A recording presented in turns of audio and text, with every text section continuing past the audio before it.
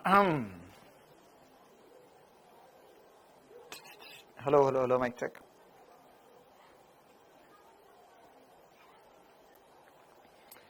Very very very very very good evening, very good evening. क्या हाल चाल सभी के, कैसे हैं सभी?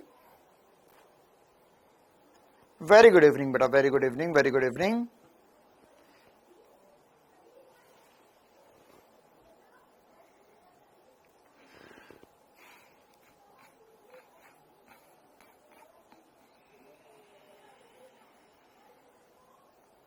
चल तो करें क्लास की शुरुआत।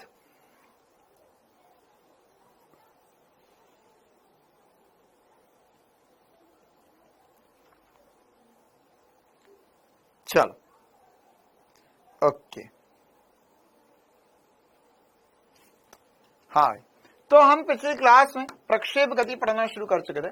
प्रक्षेप गति में हमने एक एनिमेशन के जरूरी भी समझा था कि सर अगर एक गेंद फेंक रहे तो ऐसा हो सकता है कि वो गेंद एक ही स्थान पर गिर जाए। ठीक है, तो अगर एक ही स्थान पर गेंद गिर जाए तब कब गिरती है? जब उसमें पूरक कोण, मतलब ऐसे दो कोण जिनका योग 90 डिग्री हो, उन पर गेंद को प्रक्षेपित किया जाए तो गेंद के परास समान होती है। तो उसी चीज को और आगे बढ़ाएंगे, प्रक्षेप गति पर और चर्चा करेंगे। उसके अलावा हमारे पास ये बहुत सारे क्वेश्चन है, मैंने आपको बोला था एक बार होमवर्क में ट्राई करने के लिए। ये सारे ही सवाल जो है वो हम आज की क्लास में ट्राई करने वाले हैं, और इसके बाद में हम ऊंचाई से प्रक्षेपण भी देखेंगे। चलिए, तो बिना समय खराब किए क्लास की करते हैं शुरुआत। हमने क्या क्या देखे थे एक बार रिवाइज करवा देता हूं। हमने देखा था कि सर अगर हमारे पास एक गेंद है, यहां पर अगर इस गेंद को हमने फेंका और इसमें आर इसकी परास है, क्या है? यहां पर आर इसकी परास है और एच मैक्स इसकी ऊंचाई है। ठीक है, और इसका उड़न काल टी है। तो अगर इसे यू वेग से फेंका गया, कोण थीटा है, तो यहां पर ये वाली दिशा जो होगी इसे यू कॉस थीटा बोलते। इसे हमने यू एक्स बोला था, हर दिशा में ये वेग समान होता है। इस वेग को हमने यू वाई बोलता है, यू वाई बोला था, या इसे हम यू वाई के साथ साथ यू साइन थीटा भी बोल सकते हैं। और यह कम होगा कम होगा कम होगा, उच्चतम बिंदु पर शून्य होगा, फिर विपरीत दिशा में बढ़ने लगेगा। यह सब कुछ हमने देख लिया था। साथ ही साथ हमने यह भी देखा था 11/7/2023 की क्लास नहीं है। 11/7 मतलब क्या था उस दिन? अच्छा, अरे हाँ, मैं तुम लोगों को बता देता हूँ ना, ये बात मैंने टेलीग्राम चैनल पे भी डाल दी थी, वो करेक्ट हो गया है। वो होते होते पता नहीं क्या हो रहा है उसमें। तो चक्कर बस इतना हुआ है कि इस चैप्टर का लेक्चर नंबर 3 जिसको नहीं मिल रहा है ना, वो एक बार मूलभूत गणित में जाना, मूलभूत गणित में देखना, लेक्चर नंबर 17 जो है वो वहां पर पहुंच गया है। ठीक है, तो उसको वापस यहाँ पर लाने की कोशिशें तो कर रहे थे ना, मैंने परसों भी बोला था, तो उन लोगों ने बोला कि सर 1-2 दिन में हो जाएगा वो। ठीक है, तो शायद आ चुका है, और अगर नहीं आया है तो आप वहां पर जाकर देख सकते हैं उसे। कहां पर? मूलभूत गणित में लेक्चर नंबर 17। ठीक है, चल अब हम आगे बढ़ते हैं। हमने ये सारी बातें कर रही थी, फिर मैंने आपको बताया था कि यहाँ पे उड़न काल का फॉर्मूला जो होता है वो 2u/g होता है, और ये होता है 2u साइन थीटा बटे में g। इसी प्रकार से एच मैक्स का फॉर्मूला जो होता है वो होता है uy का स्क्वायर अपॉन में 2g, या ये होगा u square sign square theta बटे में 2g। इसी प्रकार से रेंज, परास क्या होता है? परास होता है sir ux into time of flight, या ये हो गया था u square sign square theta, sorry sine 2 theta बटे में g। ये सारी बातें हम कर चुके थे। फिर मैंने आपको क्या बोला था? फिर मैंने आपको बोला था कि इसमें ऐसा हो सकता है, ऐसा कर सकते हैं हम कि अगर टाइम ऑफ फ्लाइट, सॉरी अगर परास समान हो तो टाइम ऑफ फ्लाइट और रेंज हाइट और टाइम ऑफ फ्लाइट अलग अलग हो सकती है समान परास के लिए। ऐसा हमने देखा था कि अगर हमारे पास एक गेंद है, ठीक है, जिसको एक को फेंका गया थीटा कोण पे, एक को फेंका गया 90 माइनस थीटा कोण पे, तो इन दोनों ही कंडीशन में परास समान आती है। इन दोनों ही कंडीशन में क्या होता है? परास समान आती है। इसमें हाइट h1 बोल देते हैं, दूसरे वाले में हाइट h2 बोल देते हैं, या इसमें उड़न काल t1 बोल देते हैं, इसका उड़न काल t2 बोल देते हैं। तो मैंने बोला था यहां पर कि ऐसा मान लो कि अगर एक कोण थीटा है तो दूसरा कोण 90 माइनस थीटा होगा, दोनों पूरक कोण होंगे, उस स्थिति में परास समान होगी। ठीक है, साथ ही साथ अगर हम यहां पर इसमें h1 की बात करते हैं, h1 लिखेंगे हम u square sign square theta बटे में 2g, ये मैंने आपको बताया था। साथ ही साथ अगर आप h2 लिखोगे, h2, तो यहां पर क्या हो जाएगा, अब 90 माइनस थीटा लिखा, अब साइन 90 माइनस थीटा जो होता है वो कॉस थीटा के बराबर होता है, तो जगह you square cos square theta बटे में 2g, ये फॉर्मूला बनेगा h2 का। मैंने आपको बोला था इनमें संबंध हम लेकर आएंगे। ठीक है, इसी प्रकार से अगर हम बोले यहां पर t1, तो t1 क्या होगा, t1 होगा 2u साइन थीटा बटे में g। अच्छा सर, और साइन 90 माइनस थीटा क्या होता है, साइन 90 माइनस थीटा से 90 माइनस थीटा कॉस थीटा होता है, तो t1 बराबर होता है, क्या इसमें t2 बराबर हो जाएगा 2u कॉस थीटा बटे में g। क्या ये दोनों फॉर्मूले सभी को क्लियर है? अब हम इसमें संबंध बनाने वाले हैं। ठीक है, इसी से यहां तक हमने पिछली क्लास में पढ़ लिया था, अब इसी के आगे हमें पढ़ना है ना, ये सब कुछ मैं आपको बता चुका था। फिर मैंने आपको बोला था कि एक बार खुद से ट्राई करना है कुछ कुछ संबंध बनाने की, तो अब मैं आपको संबंध बनाकर दूंगा जब हमारे पास समान परास होती है।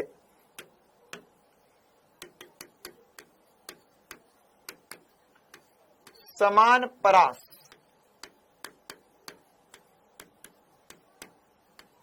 समान परास के लिए, तो समान परास के लिए क्या क्या हो सकता है ना, तो सबसे पहली बात, अगर मैं यहां पर ये h1 है, ये h2 है, तो देखो आगे चलकर मैं एक एक करके सॉल्व करूंगा। अगर मैं h1 और h2 को डिवाइड कर दूं तो क्या होगा, बताओ भाई, h1 और h2 को, ये जो संबंध बता रहा हूं नीट 2024 में ये सीधे सीधे पूछे जाएंगे, इनमें से क्या, निम्न में से क्या संबंध सही है। ठीक है, तो अगर मैंने बोला h1 डिवाइडेड बाय h2, तो अगर मैं लिख रहा हूं यहाँ पे h1 डिवाइडेड बाय h2 क्या होगा,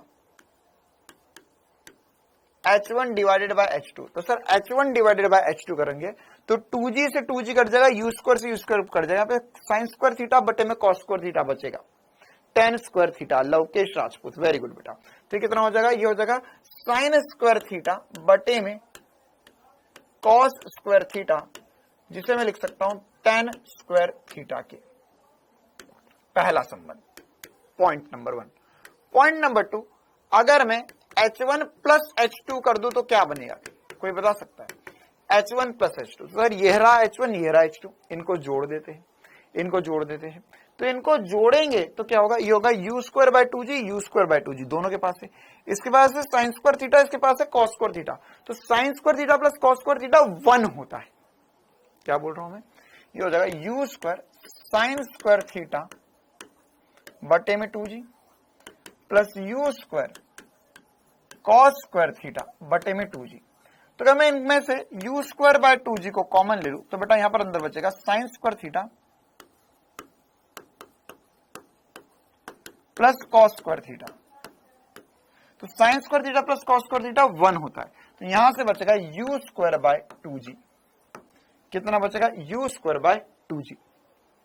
दूसरी इंपॉर्टेंट सी बात, तीसरी इंपॉर्टेंट सी बात, अगर मैं यहां पर h1 इंटू h2 कर दूं तो क्या बनेगा, देख क्या कर सकते हो, मल्टीप्लाई कर सकते हो, जोड़ सकते हो, डिवाइड कर सकते हो, ये तीनों करके देखा हमने। इनको मल्टीप्लाई कर देंगे तो भयंकर चीज बन गई। सर क्या बन गया, ये होगा u square sign square theta बटे में 2g into u square cos square theta बटे में 2g।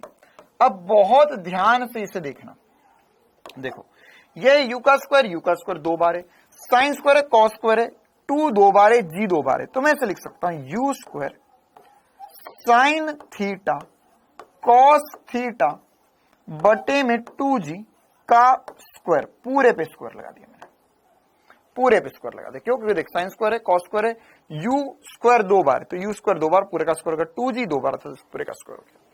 ये किसके जैसे बना, ये रेंज या परास बन गया है। सर परास का फॉर्मूला क्या था, परास का फॉर्मूला अगर आपने देखा हो पीछे तो क्या लिखा था, u square sine 2 theta by g, या मैं से चाहता तो मैं लिख सकता था u square sine theta cos theta बटे में जी, यहीं से हमने परास बनाया था। तो देखो यहां पर u स्क्वायर है, हाँ सर है, साइन थीटा है, कॉस थीटा है, g है, लेकिन सर यहाँ पे 2g है, तो कोई दिक्कत वाली बात नहीं, कोई दिक्कत वाली बात नहीं। यहाँ पे फिर से लिखते हैं h1 इंटू h2, कोई दिक्कत वाली बात नहीं। h1 इंटू h2 को मैंने यहाँ पे लिखा, इन सब में सबसे ज्यादा इंपॉर्टेंट यही है h1 इंटू h2। ठीक है, तो यहां पर क्या बनेगा, यहां पर बनेगा u स्क्वायर, देखो u square sine theta cos theta by 2g में से मैं u square sine theta by g की जगह r बाय 2 लिख देता हूं। क्या बोल दिया सर आपने, ये देख मेरे प्यारे, मैंने रेंज को लिखा 2u square sine theta cos theta बटे में g। अगर मैं चाहूं तो इस दोस्त को इधर ले जाऊं, मैं 2 से डिवाइड कर दूं, तो 2 से जैसे ही मैं डिवाइड करूंगा तो ये बन जाएगा r बाय 2। ये हो गया u square sine theta cos theta बटे में g। ठीक है, तो मैं इस पूरे की जगह u r बाय 2 लिख देता हूं, 2 ऐसे छोड़ देता हूं, r बाय 2 लिख देता हूं। तो h1 इंटू h2 जो मैं लिख रहा था वो मैं लिख दूंगा, देखो ये u square sine 2 theta bye g, इस 2 को रहने दो, g ले लो, तो ये जगह r बाय 2 और 1 2 ये रहा का स्क्वायर, ये मेरा आंसर है, ये मेरा आंसर है।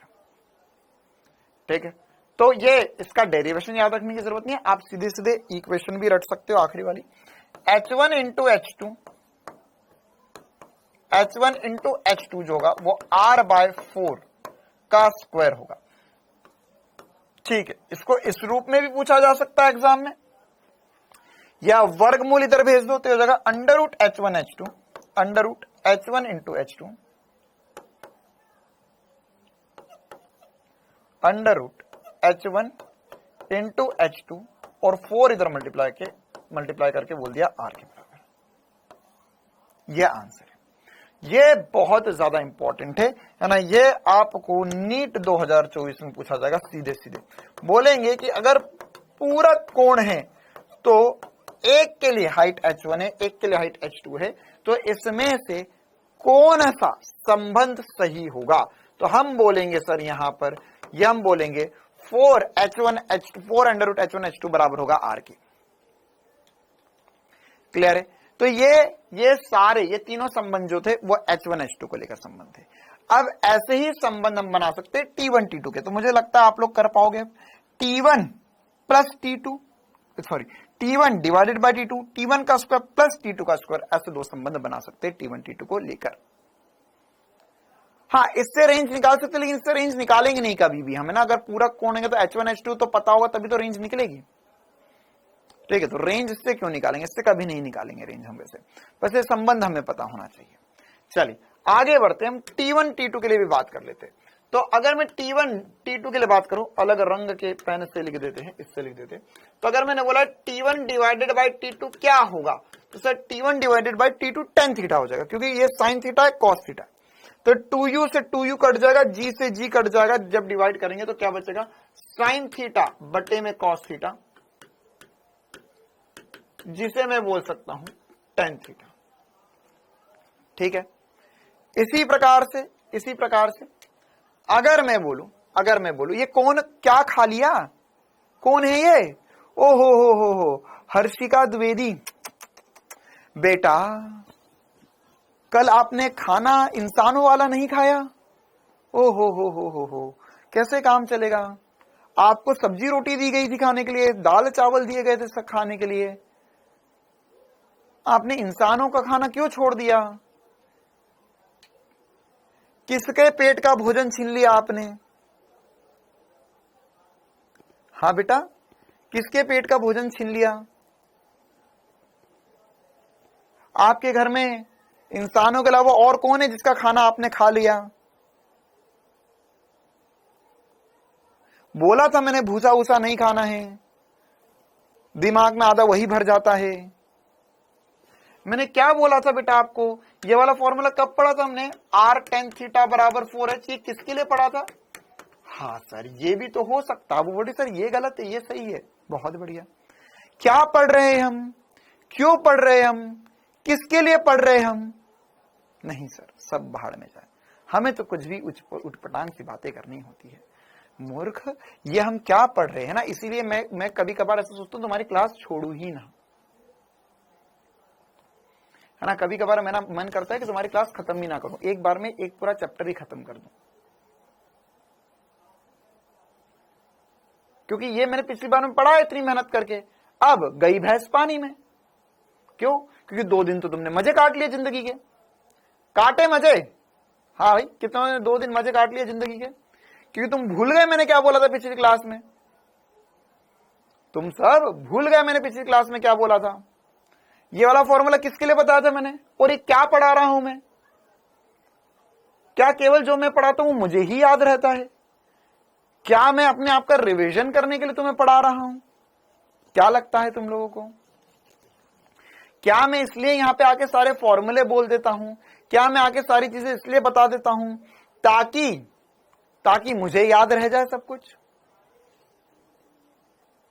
क्या लगता है, कितने लोगों को ऐसा लगता है कि सर भूल ना जाए इसलिए सर आके यहां पे बता देते, क्योंकि नीट 2024 के एग्जाम में फिजिक्स तो मुझे ही करके आना है तुम सबके बदले।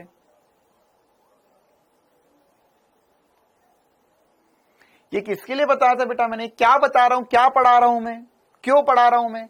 ये हम क्या पढ़ रहे? हमने कल पढ़ा था पिछली क्लास में, सर वो तो ऐसा लगता है सदियों पहले कभी पढ़ा था।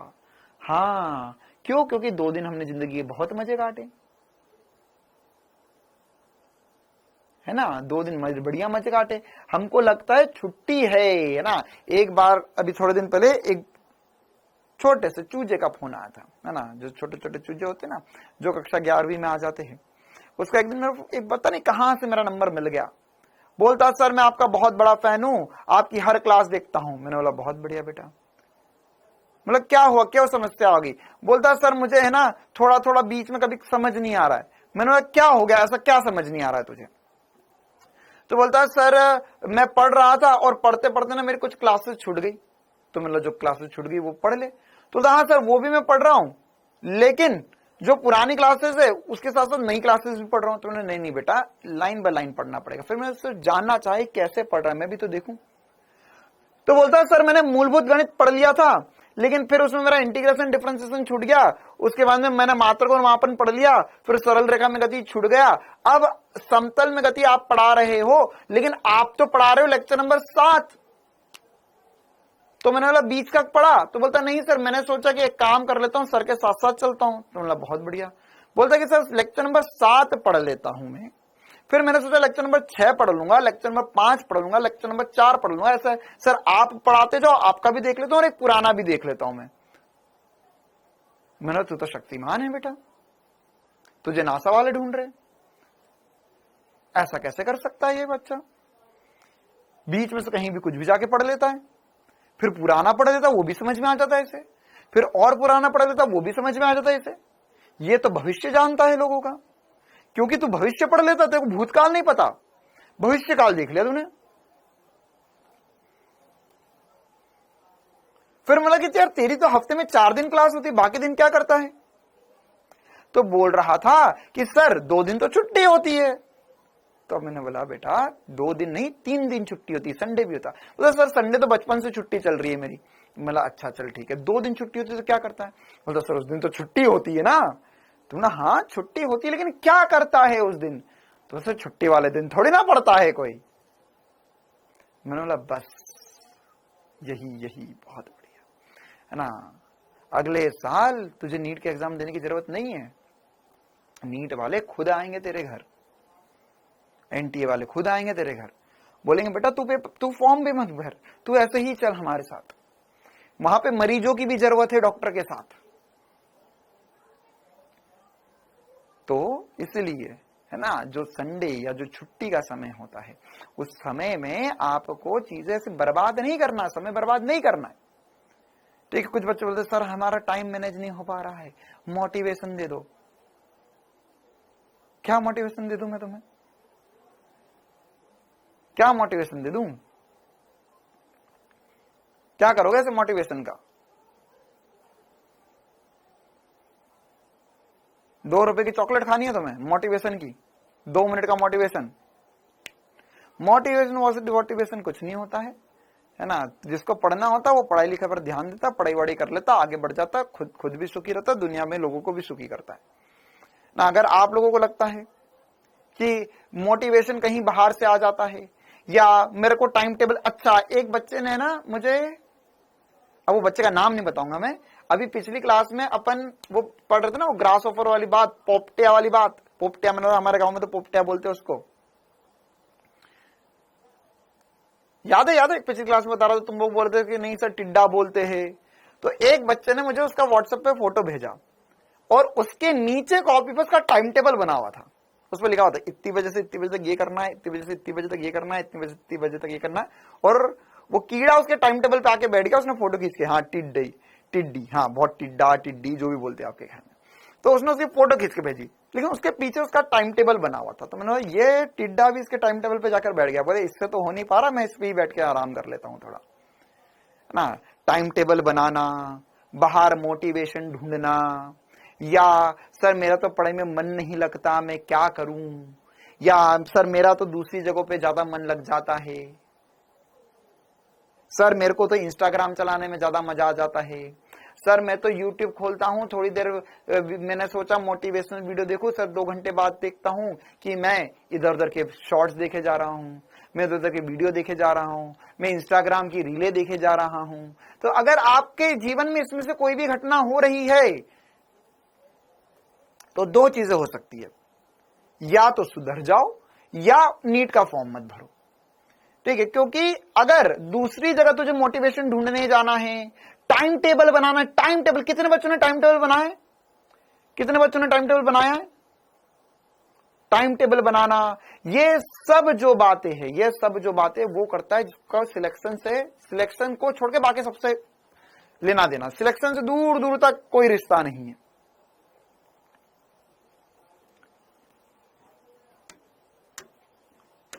चलो, ये बेटा ये वाला फॉर्मूला जो था वो आर और एच के बीच में संबंध था। तो सर ये भी तो आर और एच के बीच में संबंध है, ये H1 H2 के बीच में संबंध है ना। मैंने 1000 बार बोला टाइम टेबल बनाने की आवश्यकता नहीं है।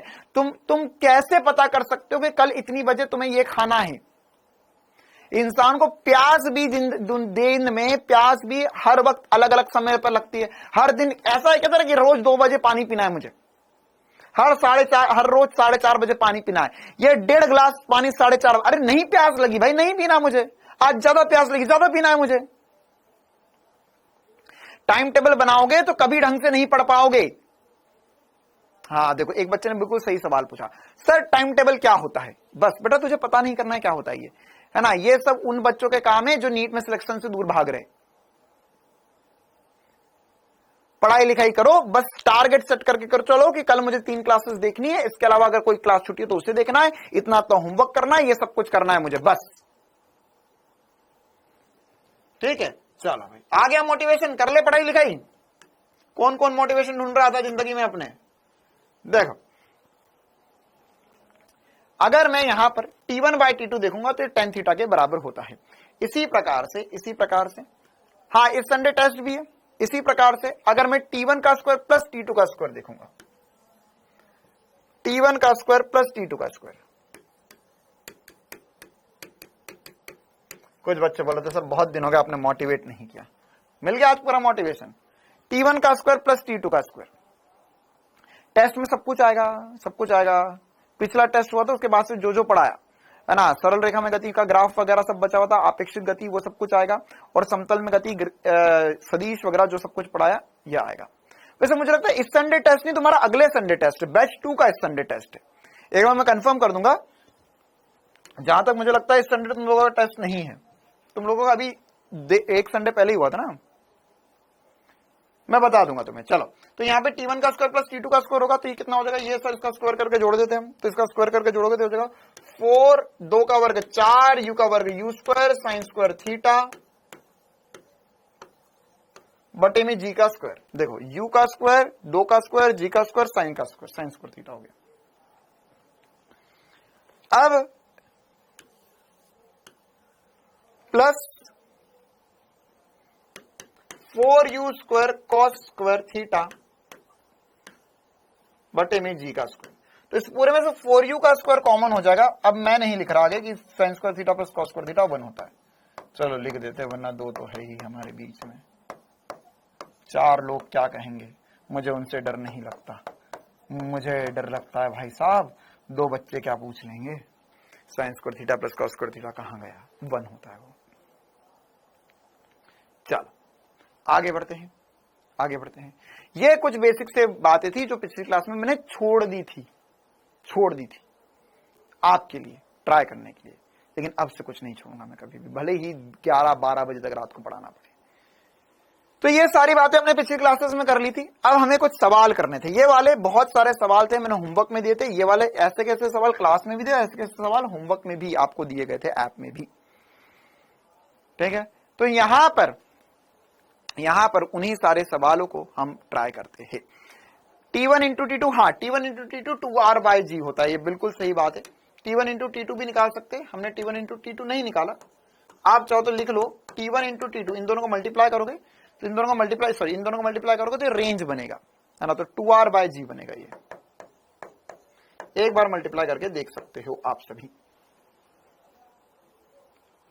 चल हाँ भाई, पहला सवाल हमारे होमवर्क का और क्लास का, समान प्रारंभिक वेग u से, अगर हमारे पास u प्रारंभिक वेग है, सभी दिशाओं में कुछ गोलियां दागी जाती है, तो गोलियों द्वारा अधिकतम घेरी गई भूमि का क्षेत्रफल क्या होगा। क्या इस प्रकार का क्वेश्चन हमने क्लास में किया था? बिल्कुल सर किया था, है ना। हमने फव्वारे वाला क्वेश्चन किया था, क्यों? क्योंकि हम महात्मा गांधी के फॉलोवर से, हम अहिंसा का रास्ता चुनना चाहते थे, लेकिन दुष्ट प्राणी चाहता नहीं हम अहिंसा करें, है ना। इसने चला दी सीधे गोलियां। इसने बोला कि गोलियां कितना क्षेत्रफल बना घेरे में ले सकती है। तो हमें क्या निकालना है सर? हमें क्षेत्रफल निकालना है। क्षेत्रफल होता है पाई r स्क्वायर। r क्या है? रेंज। अधिकतम परास कितना होता है सर? अधिकतम परास होता है u square sine 2 theta bye g होता है। उसमें हमने साइन 2 थीटा को 1 कर दिया था, तो ये मेरा आंसर है। 10 सेकंड का सवाल। क्लियर है मामला? चल हाँ, क्वेश्चन नंबर भी डाल देते, कुछ बच्चे बोले क्वेश्चन नंबर 1, ठीक है। अगला सवाल, किसी प्रक्षेप की ऊंचाई y तथा क्षैतिज दूरी x है। अच्छा, ये वाला जो सवाल है, ये हमने जो द्विविमीय गति स्टार्टिंग में जब पढ़ा था, जब प्रक्षेप गति नहीं पढ़ा था, उसी में इस प्रकार का सवाल कर लिया था, ठीक है। तो क्या बोला है इसमें बोला है y का यह समीकरण है और x का यह समीकरण है, दोनों मीटर में दिया जाता है। वह वेग जिससे प्रक्षेप को प्रक्षेपित किया जाता है। क्या यह सवाल मैंने करवाया तुझे? प्रारंभिक वेग वाला सवाल। बिल्कुल सर, ये सवाल आपने पहले ही करवा दिए थे सारे। तो यहां पर हमें दिया हुआ है y। चलो x से शुरुआत करते हैं। x दिया हुआ है 60। अगर हम इसका अवकलन कर देंगे तो dv बटे में dt करेंगे तो x दिशा का वेग आ जाएगा 6 मीटर पर सेकंड आ जाएगा। कितना आ जाएगा? 6 मीटर पर सेकंड। इसी प्रकार से y दिया गया है 8t माइनस 5t स्क्वायर। तो अगर हम इसका dy बाय dt कर देंगे तो क्या आ जाएगा सर? अरे dx बाय dt करना था, यहाँ पर dx बाय dt कर देंगे तो ये vx के बराबर हो जाएगा, dy बाय dt vy के बराबर आ जाएगा। ये कितना आ जाएगा? 8 माइनस 10t। कहां से आया? मैं घर से याद करके आया हूं। तो यहां पर अब हम क्या करेंगे, यह मीटर पर सेकंड में है, ये भी ओके सर। अब हमें क्या निकालना है? प्रारंभिक वेग। तो प्रारंभिक वेग मतलब क्या होता है? t बराबर 0 पर वेग क्या होगा? t बराबर 0 पर वेग क्या होगा? तो vx क्या है सर? उसमें तो 0 रखो, कुछ भी रखो, वही आंसर है। ये 6 मीटर पर सेकंड है, या ux बोलना चाहिए मेरे को, है ना, प्रारंभिक है इसलिए। uy जो है वो कितना है? uy क्या है सर? ये 0 रख देंगे तो 0 के तो 8 बचा, 8 मीटर पर सेकंड आंसर आएगा। मतलब 8 मीटर पर सेकंड y दिशा का प्रारंभिक वेग होगा।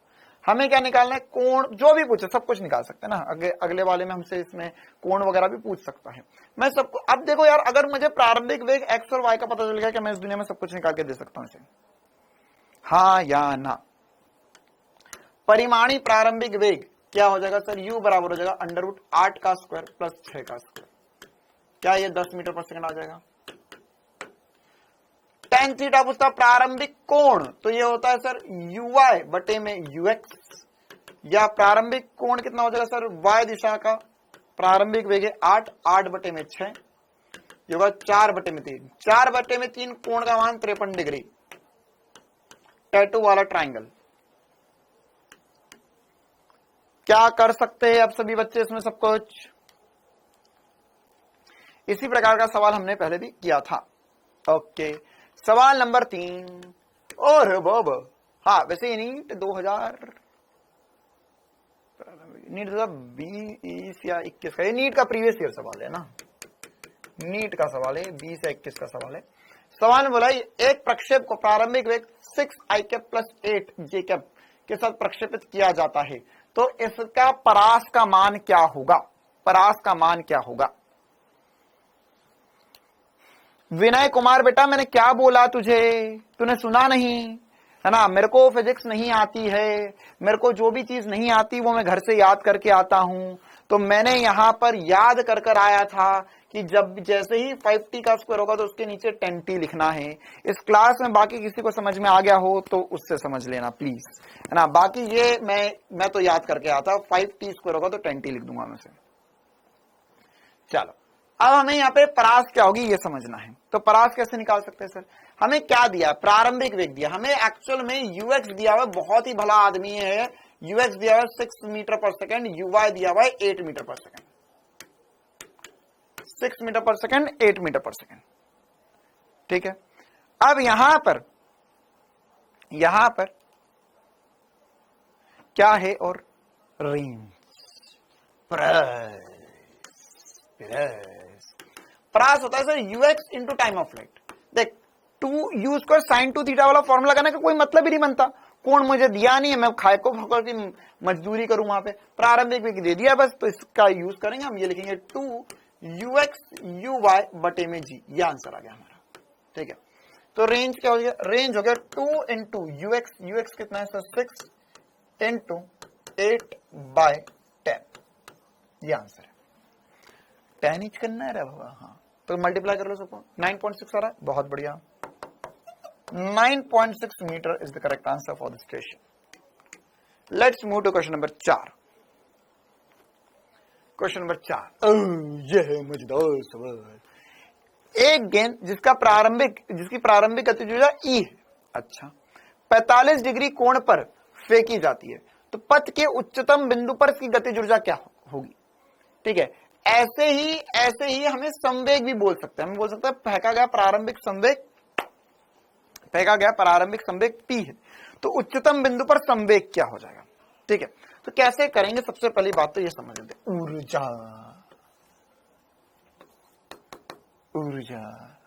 क्या होती है सर? ऊर्जा होती है हाफ mv²। फेंकी गई ऊर्जा हाफ mv², हाफ mu² बोलना चाहिए। ये प्रारंभिक ऊर्जा है। अच्छा, इस बिंदु पर और इस बिंदु में वेग क्या है सर? अगर वेग यहाँ पे u है तो यहाँ पे u cos थीटा होगा। क्या मैंने सही बोल दिया? ये होगा u इंटू cos 45 या u/√2, ये होना चाहिए, ठीक है। तो उच्चतम बिंदु पर ऊर्जा क्या लिखूंगा? इस पर ऊर्जा E डैश, ये हो जाएगा सर, ऊर्जा हो जाएगा हाफ mu/√2 का स्क्वायर। क्या ये सभी को बात चमक रही है? क्या ये सभी को बात चमक रही है? बहुत ही तेजी में। क्या सभी को बात चमक रही है बहुत ही तेजी में? कैसे कर दिया मैंने? उच्चतम बिंदु पर चाल जो होगी वो u cos 45 होगी, cos 45। तो cos 45 क्या होगा? cos 45 1/√2, तो u/√2 कर दिया, उसका स्क्वायर। पिंकी बेटा, आपसे सवाल कम बने इसलिए तो मैं यहाँ पे बहुत सारे सवाल करवाने आया हूं। बालिके, बात को समझे हमारी। अगर हम यहां पर इसे देखें तो क्या लिख सकते हैं? इसे लिख सकते हैं सर हाफ mu² का भी आधा। अरे 1/√2 का स्क्वायर, तो सर अलग क्यों कर दिया? भेदभाव क्यों? क्योंकि मैं इसे E लिख सकता हूं, तो E डैश जो हो जाएगा वो E/2 हो जाएगा। गतिज ऊर्जा तो आधी होगी। अच्छा, इसी प्रकार से कोण और कुछ होता तो भी सॉल्व कर सकते थे। इसी प्रकार से बोला नहीं सवाल वाले ने, लेकिन अगर मैं बोलूं प्रारंभिक संवेग समझते हैं सभी? प्रारंभिक संवेग प्रारंभिक संवेग, संवेग होता है P, क्या होता है संवेग P, P बराबर होता है mv, तो प्रारंभिक संवेग mu बोल देता हूं मैं। तो यहां पर उच्चतम बिंदु पर संवेग, जैसे इसमें ऊर्जा पूछी, मैं संवेग पूछ रहा हूं, उच्चतम बिंदु पर संवेग क्या होगा रे बाबा सर, ये P डैश होगा mu cos 45, क्योंकि अब उच्चतम बिंदु पर कोण या वेग क्या है u cos 45। तो कितना आंसर आ जाएगा सर, ये हो जाएगा mu बाय रूट 2, या ये हो जाएगा P by root 2, P dash हो जाएगा P बाय रूट 2, है ना। इसके लिए तो ये आंसर आ चुका है, इसके लिए आंसर होगा P डैश बराबर होगा P बाय रूट 2, अगर पूछता तो, है ना। अब कोई ये गलती से पूछ मत लेना सर ये तो ऑप्शन में ही नहीं है, मैं क्या बोल रहा हूँ, आंसर ये क्वेश्चन अलग बनाया मैंने, है ना, डिफरेंट क्वेश्चन। लेट्स मूव आगे। चलो क्वेश्चन नंबर 5, सवाल में बोला है, सवाल में बोला है कि बी बिंदु पर वेग क्या होगा। तो ये गेंद को फेंका, ये नीट 2000, ये भी प्रीवियस ईयर सवाल ही है यार, यहाँ पर लिखा होता क्या। चलो ये भी प्रीवियस ईयर सवाल ही है ना, ये शायद ये तो AIPMT वगैरह में पूछा गया, बहुत पुराना सवाल है, PYQ। ये भी क्या होगा अगर मैंने एक गेंद को फेंका और वो गेंद धरातल पे वापस टकरा गई, तो देखो सर क्या होगा, अगर मैंने यहाँ पे गेंद को फेंका तो यहां पर ये जा रही है 2 मीटर पर सेकंड से इस डायरेक्शन में जा रही है, 3 मीटर पर सेकंड से इस डायरेक्शन में जा रही है, ठीक है। तो एक्स दिशा में अभी भी वेग 3 मीटर पर सेकंड होगा, और वाई दिशा में वेग, अरे रे बाबा 2 मीटर पर सेकंड होगा, और वाई दिशा में अगर 3 ऊपर था तो 3 नीचे आ जाएगा। क्या ये बात क्लियर है सभी को? एक्स दिशा का वेग बदलता नहीं है, वाई दिशा का पलट जाता है। तो आंसर 4th होगा। क्यों? क्योंकि सर 2i कैप, इसे क्या लिखेंगे, 2i cap minus 3j cap, नीचे वाली डायरेक्शन में, नीचे वाली डायरेक्शन में। इसे क्या लिखा था, इसे लिखा था 2i cap plus 3j cap, है ना। इसमें हम वैसे मैंने समझाया आपको, पहली बार किया इसलिए इतनी मेहनत भी करी, वरना हम बिना पेन उठाए भी कर सकते थे, ठीक है।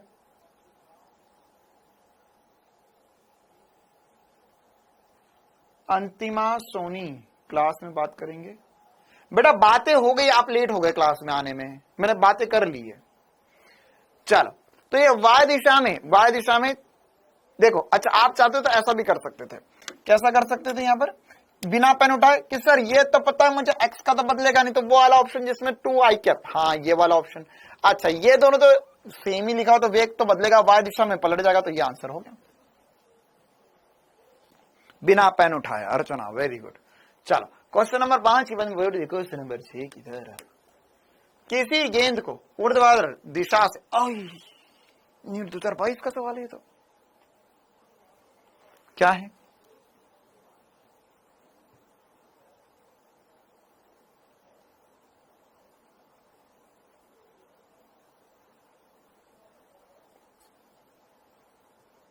तीसरा होगा, सी होगा।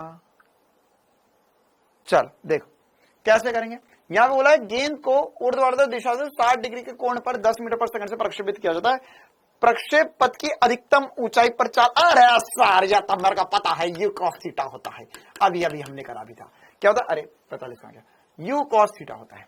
तो आंसर क्या आ जाएगा, आंसर आ जाएगा सर यू दिया हुआ है 10 cos 60, तो आंसर कितना आ गया 10 इंटू 1/2, मतलब 5 मीटर पर सेकेंड। ऑप्शन में है, ओह बिल्कुल ही गलत जवाब है। करना है, पूरा लिखना है, उसके ऊपर क्रॉस लगाना है, फिर आंसर करना है। 5 मीटर पर सेकेंड गलत जवाब हो गया। क्यों सर, दिया तो है ऑप्शन में, आप जबरदस्ती गलत कर देते हो, हम छोटे छोटे बच्चों के आंसर आते आप गलत बता देते हो,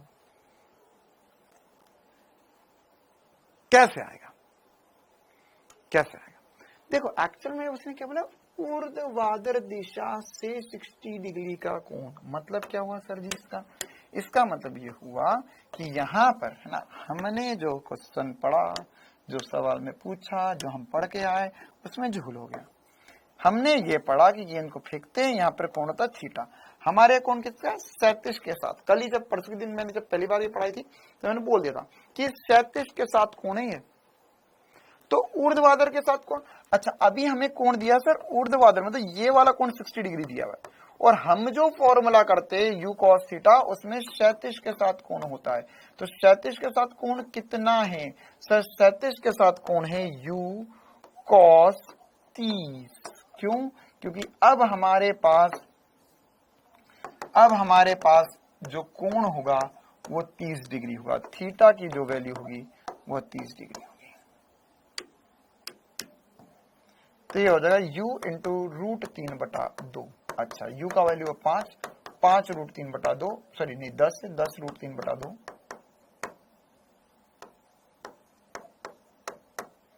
5 √3 मीटर पर second is correct answer for this question. Let's move आगे। हाँ cos 30 होगा, ये लिखना है, फिर कट लगाना है इस पे, फिर पूरा सॉल्व करना है ना। मैं कभी भी क्लास में ऐसा करता हूँ ना कि ये लिख दिया, अरे ये तो गलत हो गया, क्रॉस लगा दिया, नहीं वो भी लिखना है तुम्हें कॉपी में, तो तुम्हें ध्यान रहे कि क्या गलती करते हैं दुनिया वाले।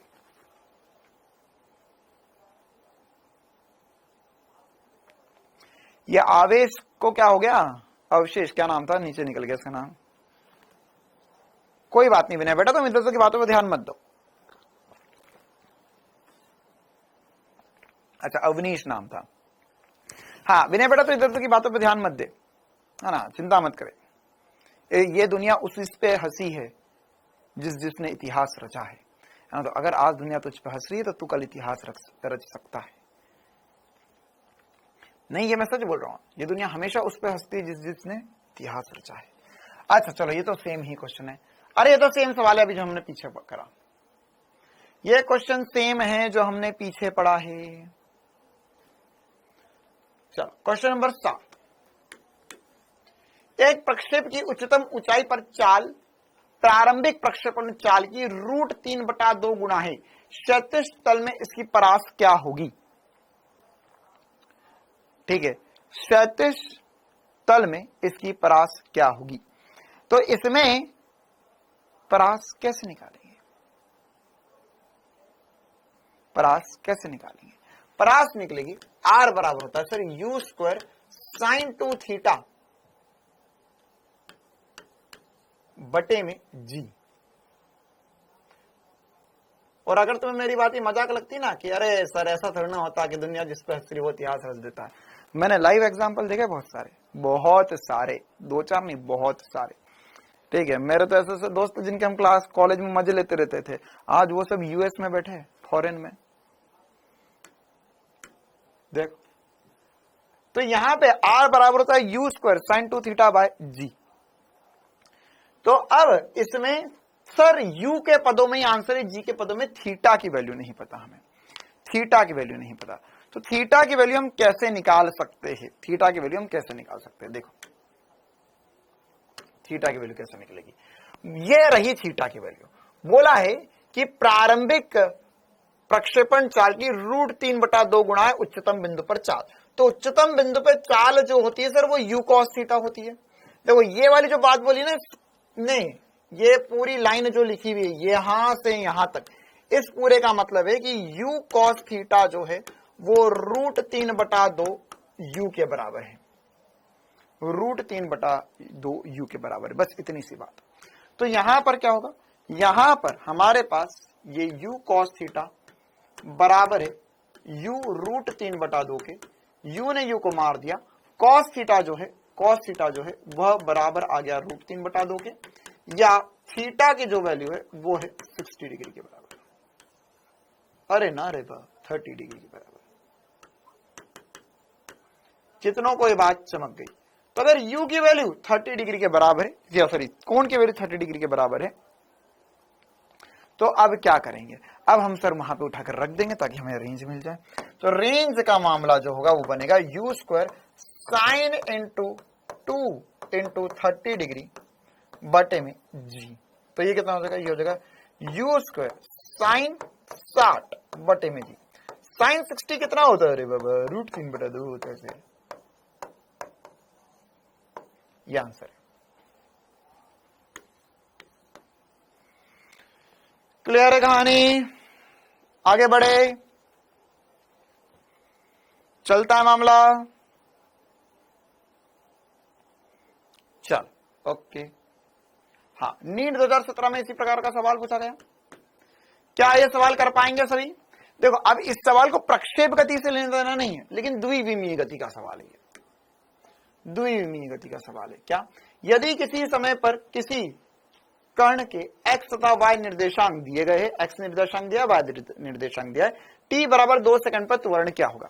तो इस प्रकार के सवाल मैंने आपको ऑलरेडी क्लास में करवा दिए। देखो, मैंने जो थ्योरी पढ़ा है उसमें सब कुछ कवर कर लेता हूं मैं, ठीक है। तो इस प्रकार के सवाल हमने स्टार्टिंग में कर लिए थे।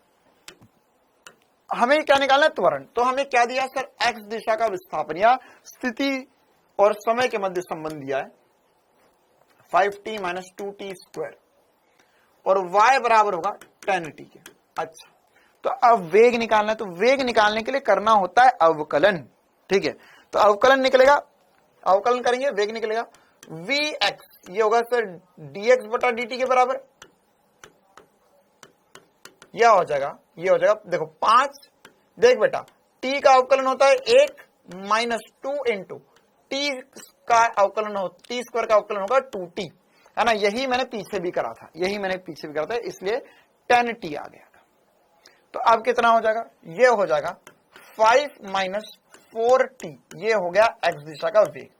इसका मैं फिर से अवकलन कर दूंगा तो x दिशा का त्वरण आ जाएगा। तो क्या हो जाएगा? dvx बटे में dt, या ये हो जाएगा सर 5 का अवकलन तो 0 होगा, -4 इंटू टी का अवकलन हो गया 1, हो गया -4 मीटर प्रति सेकंड स्क्वायर। यह नियत त्वरण है। ये क्या है? नियत त्वरण है। तो यही मेरा आंसर होगा। सर y दिशा का निकालने की जरूरत नहीं है। क्यों?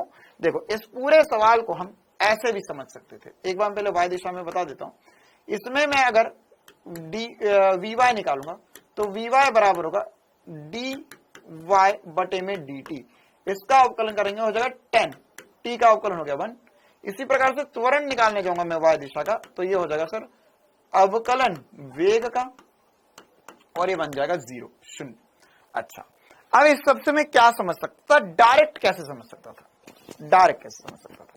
देखो, डायरेक्ट मैं कैसे समझ सकता था, और मैं क्या समझ रहा हूं यहां पर कि अगर मेरे पास यहां पर x और t में संबंध है, तो अगर तुम ध्यान से देखो तो x समानुपाती था t स्क्वायर के, पहली बात।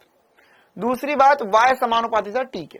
तो जब समानुपाती होता है t के, तो त्वरण 0 होता है, नियत वेग होता है।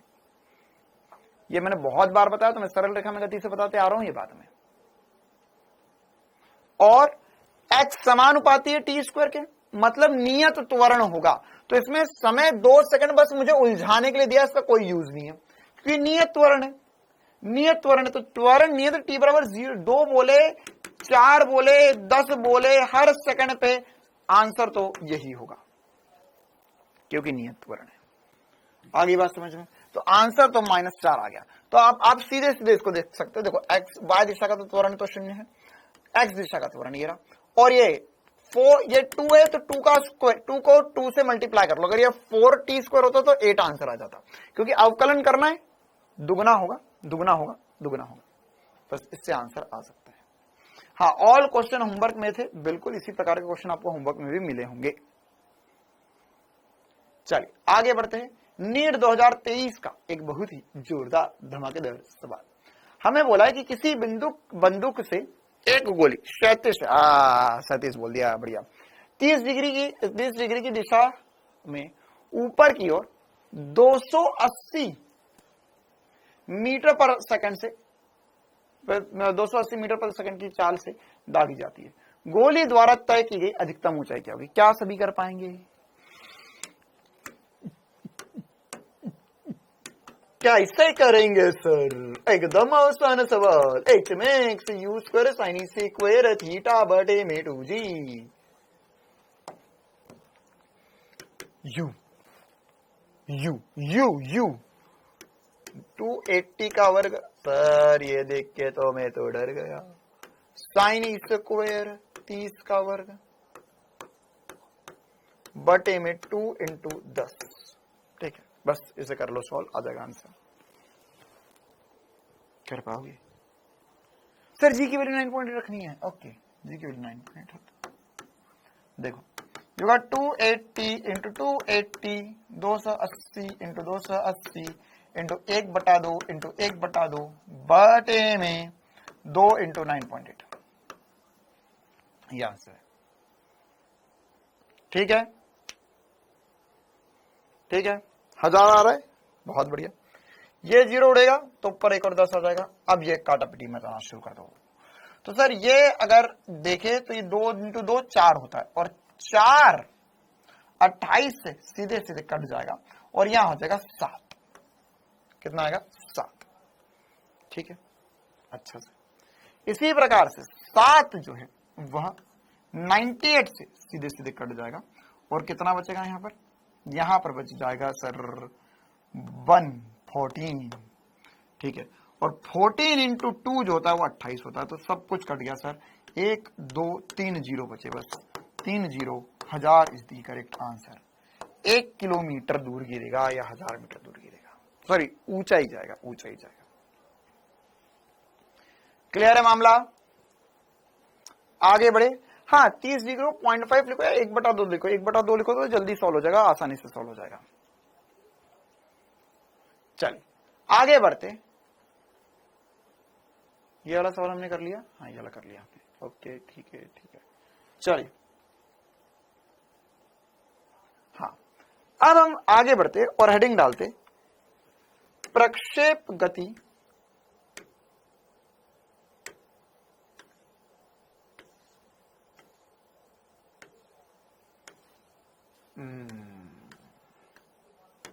चलिए अब हम आगे बढ़ते और हम हेडिंग डालेंगे कि अभी हमारा जो प्रक्षेप गति हो रहा है उसमें अगर हम प्रक्षेप गति हम जो नॉर्मली कर रहे थे, उस प्रक्षेप गति में अगर हम गति का समीकरण देखना चाहे तो कैसा होगा।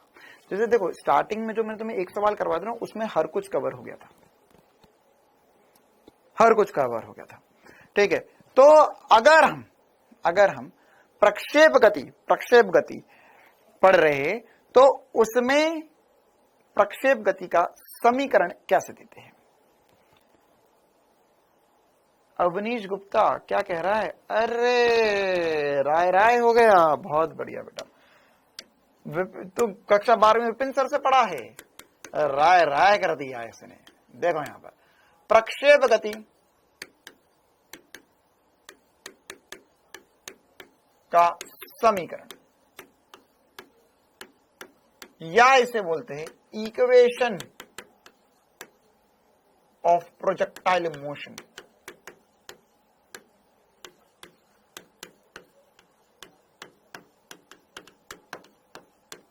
Equation of projectile motion.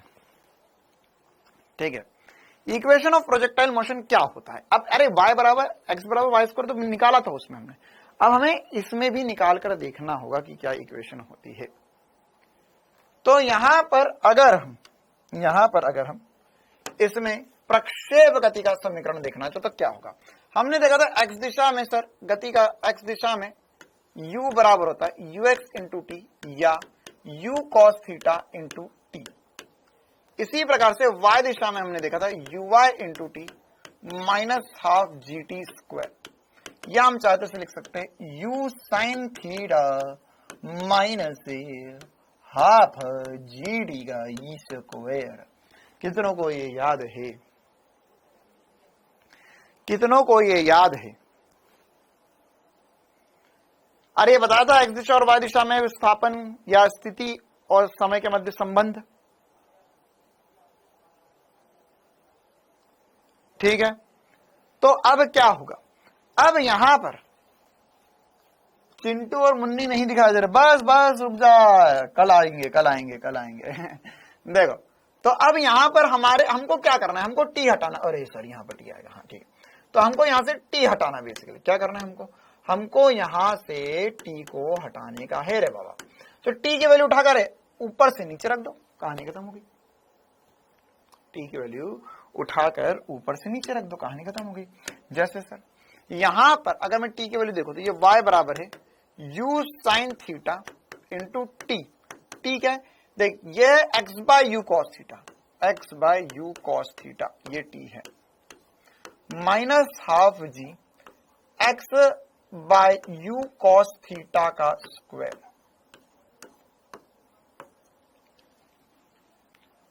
कुछ पल्ले पड़ा, कुछ पल्ले पड़ा। तो यहां पर अगर मैं x यहां पे लिख देता हूं ना, कुछ छोटे छोटे से प्यारे बच्चे के लिए x by U cos theta बराबर होगा टी, ये टी की वैल्यू होगी x by U cos theta.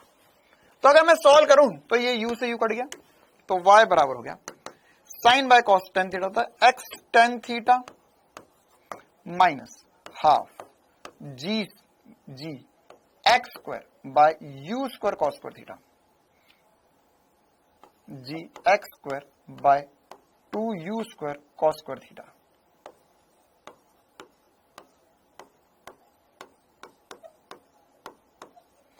ये मेरा आंसर है। तो अगर मैं ध्यान से देखूं तो इसमें एक बहुत इंपॉर्टेंट सी बात मुझे दिखाई दे रही है, क्या कि सर ये y है और ये x का स्क्वायर है, मतलब पथ जो हो, ये पथ समीकरण जो है वो परवलय है, पैराबोला। क्या बोला? पैराबोला। तो यह है परवलय पथ समीकरण, या यह बनेगा परवलकार।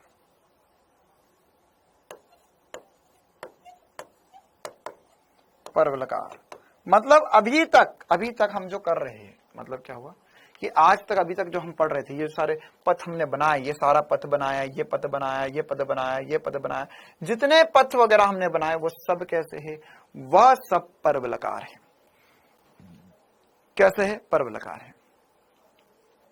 ठीक है, तो यह हमारे लिए एक बहुत इंपॉर्टेंट सी बात है जो हमें पता होना चाहिए।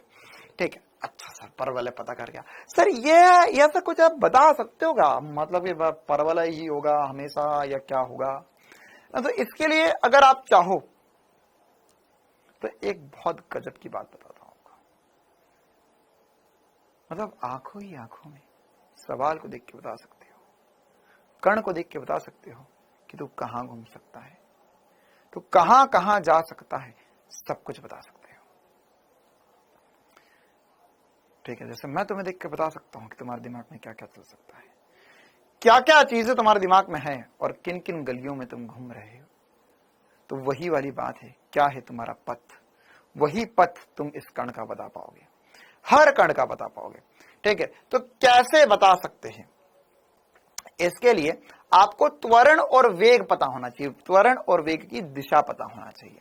ठीक है, तो अगर मान के चलो क्या क्या पॉसिबिलिटी है इस दुनिया में, क्या क्या पथ बन सकते हैं जो हमें नीट के लिए इंपॉर्टेंट है, या जो हमारे लिए पथ बनेंगे वो कब कब बन सकते हैं, क्या क्या बन सकते हैं। तो अगर हम इन पथ की बात करें, मैं एक बार आपको सारे पथ बता देता हूं, कब कौन सा पथ बनता है, कितने प्रकार के पथ हो सकते हैं, सारी बात। कण के पथ, देखो जब भी वेग और त्वरण v और a समान दिशा में या के मध्य कोण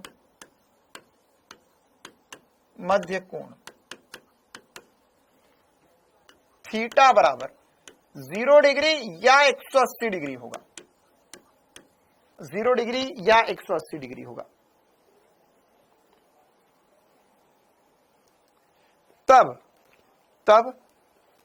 इस कंडीशन में 0 या 180 डिग्री होगा, तो इस कंडीशन में हमारे पास ये पथ हमेशा सरल रेखा होगा, हमेशा सरल रेखा होगा। मतलब देख, वेग इधर है और त्वरण इधर है, या वेग इधर है त्वरण विपरीत दिशा में है, तो क्या होगा? दोनों समान दिशा में, तो आगे बढ़ता जाएगा, बढ़ता जाएगा, बढ़ता जाएगा, बढ़ता जाएगा, बढ़ता जाएगा, बढ़ता जाएगा, बढ़ता जाएगा।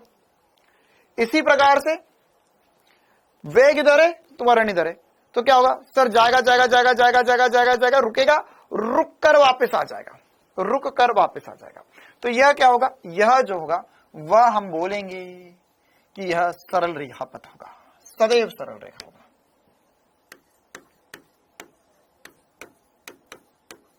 सरल रेखा। ठीक है, पहला इंपॉर्टेंट सी बात, यदि यही कोण थीटा बराबर 90 डिग्री है, सदैव मतलब चाहे जो हो जाए, वेग बदल रहा है तो त्वरण भी बदल रहा है, और कर्ण कोण जो है वो हमेशा हमेशा हमेशा हमेशा 90 डिग्री होगा। तो उस कंडीशन में सदैव यह एक वृत्तीय पथ पर गति करेगा। जैसे सर देखो क्या होगा, ठीक है, मान के चलो कर्ण का वेग इधर है, वेग इधर है, त्वरण इधर है। कर्ण घूमते घूमते यहां पहुंचा, वेग इधर हो जाए, त्वरण इधर हो जाए। कर्ण घूमते घूमते यहां पहुंचा, वेग इधर हो जाए, त्वरण इधर हो जाए। मतलब जब भी कर्ण जहां भी जाए उसके लंबवत त्वरण हो जाए, लंबवत त्वरण हो जाए, लंबवत त्वरण हो जाए, या त्वरण का एक घटक सदैव लंबवत ही है, तो उस कंडीशन में यह हमेशा वृत्तीय गति होगा। क्या होगा? वृत्तीय गति होगा। क्लियर है मामला, है ना? नियत हो, नियत हो कोण, देख यहां पर हमेशा हमेशा कोण नियत रहना चाहिए। अगर कोण नियत नहीं हुआ, कोण बदल रहा है तो अलग कंडीशन है, लेकिन कोण नियत हो 0 और 180 डिग्री हो तो क्या होगा? यहां पर सरल रेखा होगा। और अगर 90 डिग्री हो, कोण हमेशा 90 डिग्री हो, तो वृत्तीय पथ पर गति कर रहा है कर्ण। मतलब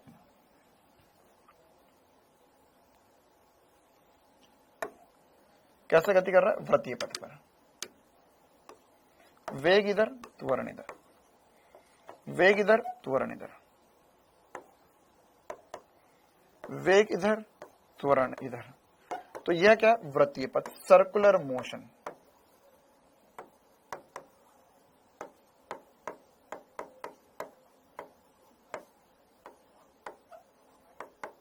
ठीक है, अच्छा। तो सर अभी आपने जो पढ़ा है वो क्या है? हाँ, यहां पर इसे ऐसे भी बोल सकते हैं ना कि त्वरण सदिश जो है सदैव लंबवत होता है वेग के। ये थीटा डिग्री मतलब क्या है? ए परपेंडिकुलर है वी के। देखो इसको ऐसा भी लिख सकते हैं, ए परपेंडिकुलर है वी के, ए परपेंडिकुलर लंबवत लिख लो, लंबवत है वी के। अभी तो सर फिर ये परवलय कहां से आ गया? अब इसी में अलग कंडीशन बनती है कि जब, है ना, यहां पर वेग, यहां पर क्या हो रहा है? यहां पे वेग और त्वरण, यहां पे त्वरण बदल रहा है, त्वरण की दिशा बदल रही है। अरे ये क्या हो गया? त्वरण की दिशा बदल रही है, सदैव त्वरण की दिशा बदल रही है।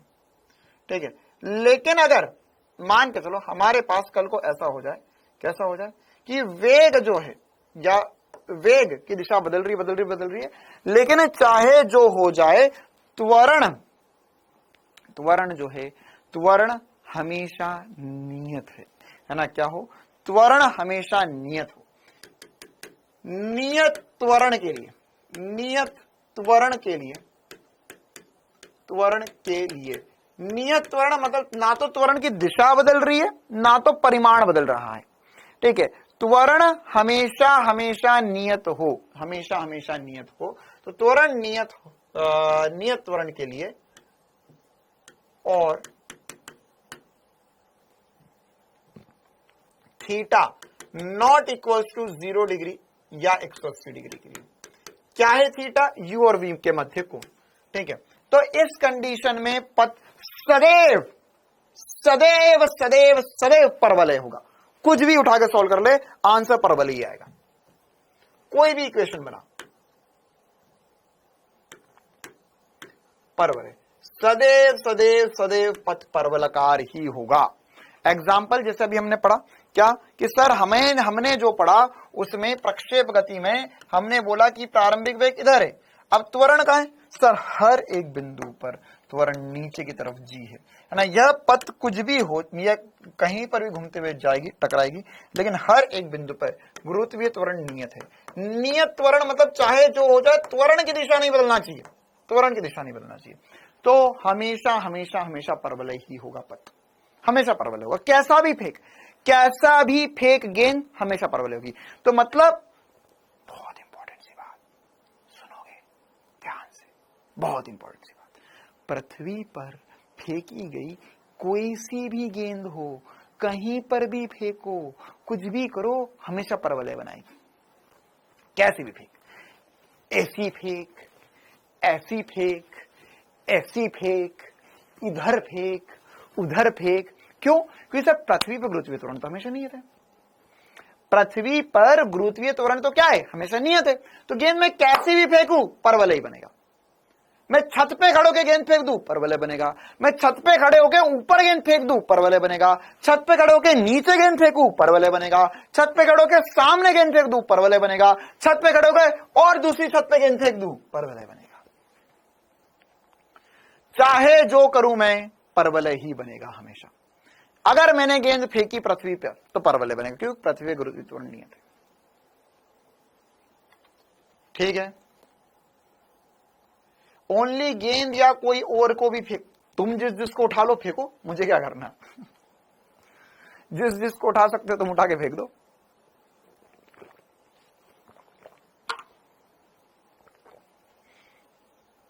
मेरे दिमाग में तो गेंद ही आती है, अपना अपना दिमाग है, जो जो सोच पाओ सोच लो, जिस जिसको फेंकना हो फेंको भाई। लेकिन ध्यान रखना, परवलयकार पथ पर जाने के बाद में जब टकरा कर गिरेगा, फिर उठकर मोबाइल फेंक देते हैं, बहुत ही बढ़िया अनुज बेटा, वो भी परवलयकार होगा, है ना। फिर उसके बाद फिर घर वाले जो फेंकेंगे ना, वो भी परवलय पथ होगा। हाँ। मम्मी की उड़ती हुई चप्पल जो तेरी तरफ आएगी, वो भी परवलय पथ होगा। या एक झाड़ू तेरी तरफ उड़ते हुए आएगी, वो भी परवलय पथ होगा। हर पथ परवलय होगा। If we roll the ball, अरे मूर्ख, शुक्र मना ले ऑनलाइन क्लास देख रहा है, वरना मेरा चाटा भी तेरी तरफ आता परवलयकार पथ से।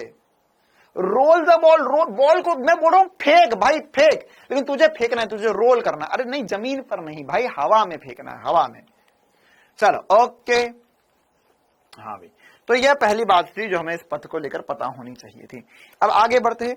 अब यहां पर, हाँ, पहाड़ से फेंक, नदी में फेंक, कहीं से भी फेंक, कुछ भी फेंक, परवलय होगा।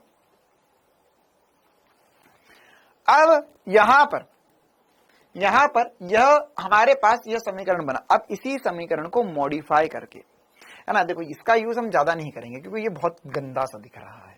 इस समीकरण को मॉडिफाई कर, हाँ, मम्मी का बेलन भी तुम्हारी तरफ जो उड़ते हुए आएगा, वो भी परवलय पथ होगा। वेरी गुड बेटा, है ना।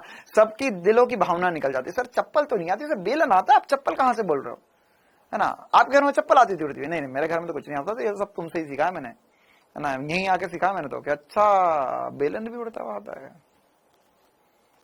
देखो, तो यहां पर यह जो पथ समीकरण है, इस समीकरण को हम दूसरे रूप में भी लिख सकते हैं। कैसे?